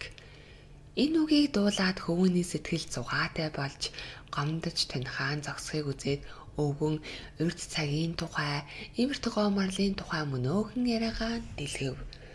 Ярианда өөрөө сэтгэл татагдаж, өөрөө гинэт сэтгэл амарч жаргаад бусдыг жаргуулах гэдэг юутай хэлбархан бэ. Энэ цаг, энэ мөч шиг дандаа юм байдаг болоосай. Гэтэл амьдрал бол тийм биш. Хүний сэтгэлд, хүний амьдралд баяр жаргалын хажуугаар гуниг уйдахаар залгүй явдал үргэлж сүүдэрмэд дагаж явах юм гэж бодов. Өвгөн ач хүү хоёр хэдий жаргалтай яваа боловч өвгөний сэтгэл энэ баяр жаргалын хажуугаар бас төгшиж Раскул яаж байгаа бол Өвгнийг өгөнд нь орсонгүй, өг дуулсангүй гэж яаж залхаах хатуу гүжир санаа бодож суугаа бол ийм явдлыг Раскул зүгээр хэрхэвч өнгөрөөхгүй хүн. Өнгөрөөх юм бол Раскул биш болно гэж бодож явна шүү дээ. Охиных нь хар толгой дээр өөрийнх нь хар толгой дээр ямар гай завлан ирэх бол гэж бодохгүйсэн. Гэхдээ момон өвгөн ачхүүдээ марал бугын тухай түүний эрхэм сайн үдсгэлэн сайн хурдан амтан болох тухай ярьж авав. Ингэж ярил заашгүй тохиолдох гай завлан арилах юм шиг их л итгэл төгс ярьжээ. Харин жаалхүү бол сэтгэл тэнүүн байлаа. Хараад юу болохыг тэр яахан мэдэх билээ?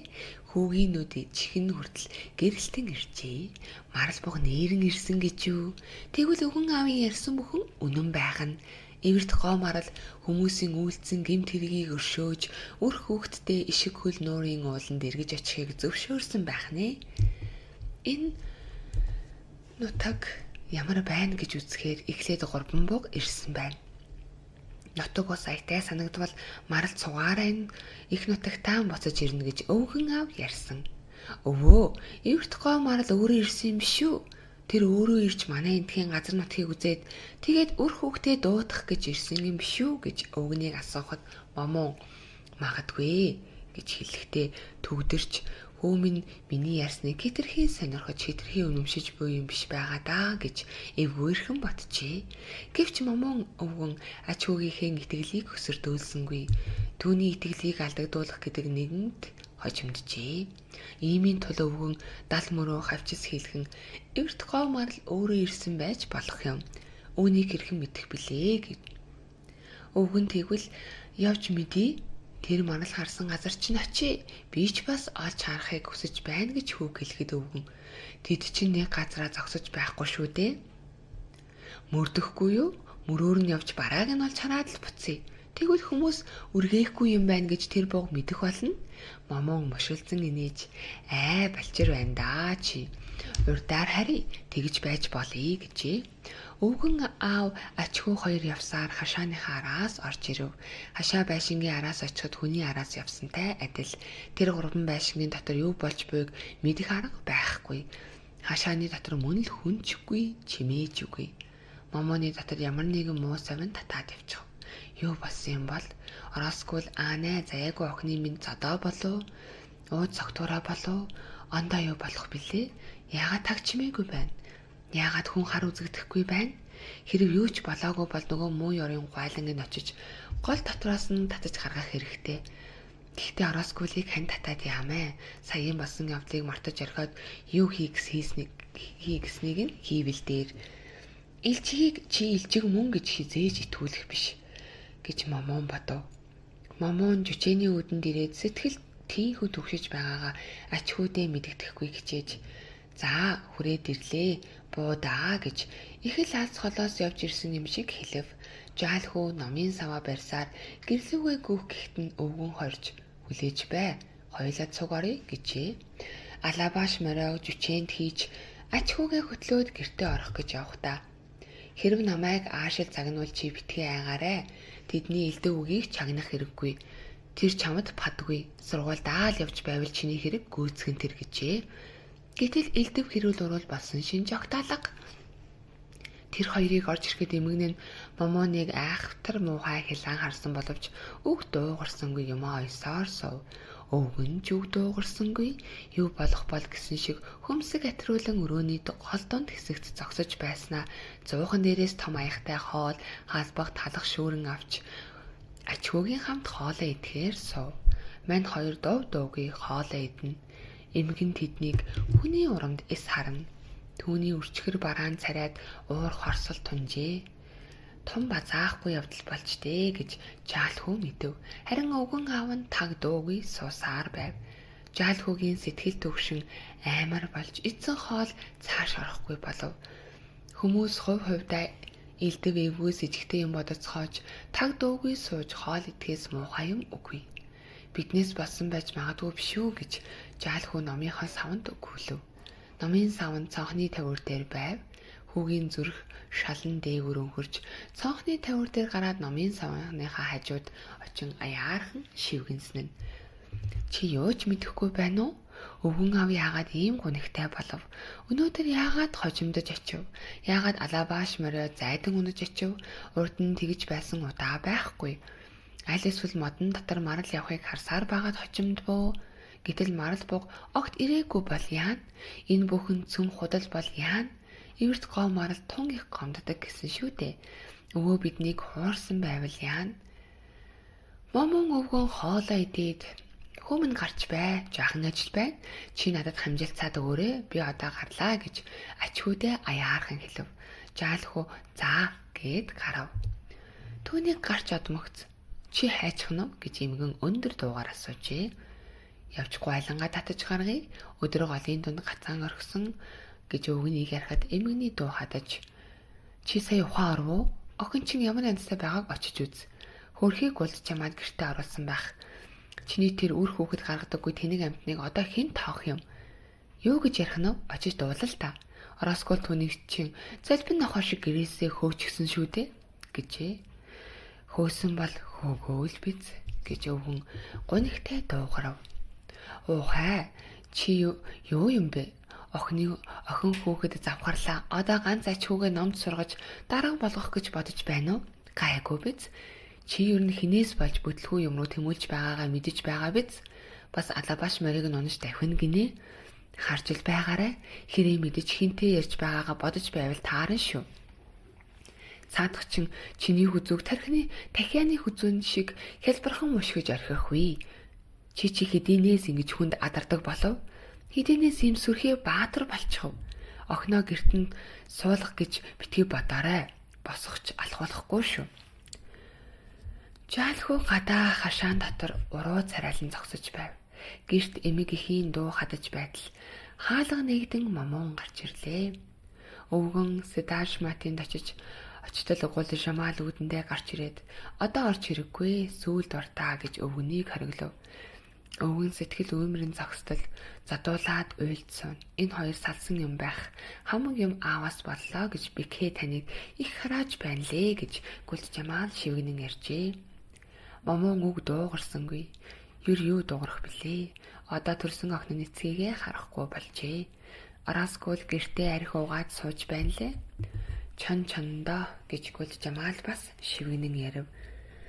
Тэд хэсэг дуугүй зогсдол Гүлд Жамал өрөвдөнгийн санаа алдаад "Ядахтай манай Сидахмат шалав ирээсэ. Өнөөдөр л ирэх ёстой юмсан. Тэгвэл тэр гуайлангийн татаж гаргаад энэ хэрүүл зовлонгоос салах юмсан" гэж ярихад Момон "Энэ хэрүүл тэр гуайлангаас болсон гэж үү дээ" гэж толгоос ихсэрнэ. Их бодол болж байтал ачхүүнд хурж ирээд "Чи цаашаа явж тоглол" гэв. Жаалхуу холдож сарвчанд ороод тэнд нуусан дурангаа авав. Тоосыг нь арчиж "Бидний адал явдал бүтлгүй болоод байна. Номын сав бит хоёр л буруутай юм шиг санагдана. Андаан сургууль байдаг болоосай. Тэгвэл би номын сав аваад тийш очих юмсан. Тэгвэл намайг хэн ч мэдэхгүй. Ганцхан өвгөн аав минь л хөөрхийн намайг ирэх болно. Тэгвэл дуран чи хинтээ нөгөө цайран харгадаг хөлөг онгоц харж байх үлээ. Чи намайг загас болж чадахгүй гэж бодно уу? Харж л байгаарай. Би цагаан онгоц тийш сэлэн одох болно" гэж ярьжээ. Жаалхүү нуруутай өвсний ард орж ийш тийш дурандав. Нэг л урамгүй, удаанч харсангүй. Өөр үед бол намрын өнгө орсон модод уул оройн дун цагаан бэлэн гал улаан их л сонин харагдаж буйг удтал ширтдэгсэн. Жаалхүү дурангаа далд хийгээд сарвчнаас гарч харвал өвгөн аав нь том тоногтой морь хөдлөөд гарч явв. Голын гарам тийш очих гэж явжээ. Жаалхүү өвгөн аавынхаа хойноос гүйтэл Ороскул муухай барих дууг сонсоод зогтсов. Ороскул дотуур цамцтай дээл дөмөрсөөр гарч ирэхийг үзвэл царай нь үнэний дэлэн адил чинэрсэн хүрэн улаан болжээ. Момоныг хорсол тайгоор занаж "Хүй чи морь хааш наваачих нь үү? Байранд нь буцааж оруул. Чамтай чамгүй болно. Тэр гуайлан очиж битгий хөдөлгөөрэй. Одоо чинд ажилгүй болсон шүү. Чамайг харуулын албанаас хална. Дуртай тийшээ зайлаарай" гэжээ. Момон гашуунаар мушилдсан инэем хийлж морийг нь жүчээнд буцааж оруулав. Газар шагааж готлааж ирсэн Момоныг үзвэл энхэн уйс тун хөгшин тун хариугүй давж атгар өвгөн харагдав. Жаал хүү өвгөн аавынхаа төлөө учир үгүй их гомдож нулимсаа хүнд харуулахгүй тулд голын тийш гүйжээ. Нүдэнд нь нулимс бүрхээд зам харанхуйлж нэгэн үе алга болж нэгэн үе тодорч байв. Жаал хүү танк, чон, имэйл, хэвтээ тэмээ нэртэй хайртай чулууны хажуугаар өнгөрөхдөө юу ч хэлсэнгүй. Бул чулуу ямар учрыг ойлгох биштэй. Харин хэвтээ тэмээнийхээ бүхийг тэрч шар өнгийн боржин чулуунд хацраа наалдуулаад тайтгарамгүй их гомдон мэгшин уйлж гарчээ. Уйлсаар сүлдээ аажмар дотор нь баг зэрэг уучирч толгоогоо өргөн нүдээ арчих зуур өмнөө нэгэн гайхамшиг тэмийг олж үзв. Хөвөөний яг тушаа голын цаад хөвөнд 3 марал зогсож байжээ. Жинхэнэ амьд марал. Тэд ус ууж хансан бололтой. Хамгийн том даргаар эвэртэй нэгэн дахиж тонгойж ус уухын завсар усан дотор эврээн талдан харж байх шиг санагдав. Хүрэн бор зүстэй ханхар их цээжтэй лужир амтан ажээ. Ус ууж гүйцээ толгоогоо өргөж үстэй цагаан уруулаас нь ус нь тусалж байлаа. Тэрхүү том эвэртэй амтан чихээ салбиулан жаалхуу гайхан харж байв. Гэвч цагаан хөвлийтэй олон салаа боловч нарийнхан эвэртэй эм марал жаалхууг бусдаас илүү анхааралтай харж байлаа. Түүний эвэр арай бага боловч нинж үзэмж төгөлдөр ажихоо. Сайтар ажвал эвэрт гоо марал их аргагүй л биеэр мөн. Бүлтгэрнүүд нь дүүрэн бөгөөд тунгалаг, биеийн галбир нь жилийн жил унгалдаг цөдгөр гүүтэй адилжээ. Эвэрт гоо марал жаалхууг их л намуун тайван харахыг үзвэл энэ данхар толгойтой дэлдэн жаалыг хаана үтсэн билээ гэж санаж ядан байх шиг байв. Ээлдэг сайхан нүд нь их холоос гялтганаад хамрын нүхээр үл мэдэг уурс авсан. Хажууд нь мухар түжгэр зоргол цааш харж зогсоод улаан бургасны мөчөр тастаж байв. Бургасны найлзуур их л шуналтай зулгаан. Түүнд юу ч болж байсан хамаагүй мэдэжээ. Тэр лут тарган чанга биетэй сэргэлэн амтан байв. Зоргол бургасны мөчөр зулгаач байтал гинэд тангаран цогцохдоо ихийнхээ мөрөөр шүргэн эрхлэн тойрч давхиснаа зогсон түжгэр толгоогоор ихийн өрөөсөн бүрийг аяархан мөргөж байх нь үзэгдэн. Эвэрт гоо марал жаалхууг харсаар байжээ. Жаалхуу чулууны араас сэм босож зүүдэлж буй мэт хоёр гараа сарваасаар голын хөвөөнд толж очив. Бугуйд нэг их үргэсэн ч үгүй. Жаалхууг голын цаад ирэг дээрээс тайван харж зогсно. Марал жаалхуу хоёрын дундуур уулын тунгалаг ногоовтор өнгөт түргэн урсгалд гол урсаж чулуутай газраа жирэлзэн борвилно. Тэр гол байгаагүйсэн бол маралд бугад дөхөн очиж илж болмоор санагдана. 3 марал голын цаад тэгшхэн сайр дээр зогсож байлаа. Сайрын цаад захаар намхан бут сөг улайран харагдана. Өндөр шавар эргийн дээгүүр хус улаас модон алтан шоронгоор гялалзаад бүр дээшээ их ой залгаж тэртээ өндөрт хад байцтай гэр цайран харагдах ажгүй. Жаалхуу нүдээ аниж дахин харав. Мөн л нөгөө зураг байдал янзаараа харагдах агаад улайран харагдах бургасны хажууд нөгөө л үлгэрт гардаг 3 марал зогсож байжээ. 3 марал цааш эргэж цувралцаар сайрыг дамжин мод руу оржээ. Төрөнд нь том эвэрт бууг хойноос нь түжгэр зоргол хамгийн сүүлд нь эвэрт гоо марал давжээ. Эвэрт гоо марал жаалхууг дахин нэг удаа эргэж харав. 3 марал бургасан дотор ширгаж мөчөр найлзуурыг шүргэн өнгөрөхөд марлын тарган зоон дээр улаан өнгийн навчис зулгдан унаж байв. 3 марал нэгэн жим дагаж өгсөөр жалгын цаад дээр гарч зогсохыг үзвэл жаалхууг дахин нэг эргэж харах шиг санагдчих. Хамгийн том бууг нь эврээ сэрвээ дээрээ тавьж өмбүү гэж яндан дуугарах мэт урамдах дуу жалгын дээгүүр голын дээгүүр гүү гэж цуурайтан хадаж байлаа. Жаалхуу сая сэхээ орж гэрийн зүг танилж имээд хар хурдаар гүйв. Хашаандаа мөн хар хурдаар давхин орж ирж үүдээ түрхийд л нээж өвөө марал ирж марал энд байна гэж хашгирав. Гэрийн мухарт уйдхарлан чив чимээгүй сууж байсан өвгөн аав нь үлийн харсан боловч юу Чухам юу хийснийгээс ухааран үг дуугарсангүй. За яах вэ? Ирсэн бол ирээл биз. Одоо тийм юм бодох завтай хүн алга гэж имиг их нь уцаарлжээ. Жаалхүү чимээгүйхэн гадаа гарав. Хашаан дотор нэгч хүн алга. Харуулын уулын цаагуур, зэрэгэлдээ баргар уулын цаагуур наран тонгойж байв. Эзгүй уулын хүйтэн саранд нарны элчгүй өлөвгөр өтгөн туяа тусна. Тэрхүү хүйтэн туяа намрын дүнсгэр улсын оройгоор үл мэдэг игээр хажээ. Ой модонд үдшийн төвс болов. Цас бударч жаалхүүгийн бие айгүй арзасхийн дагжин чичирвэ.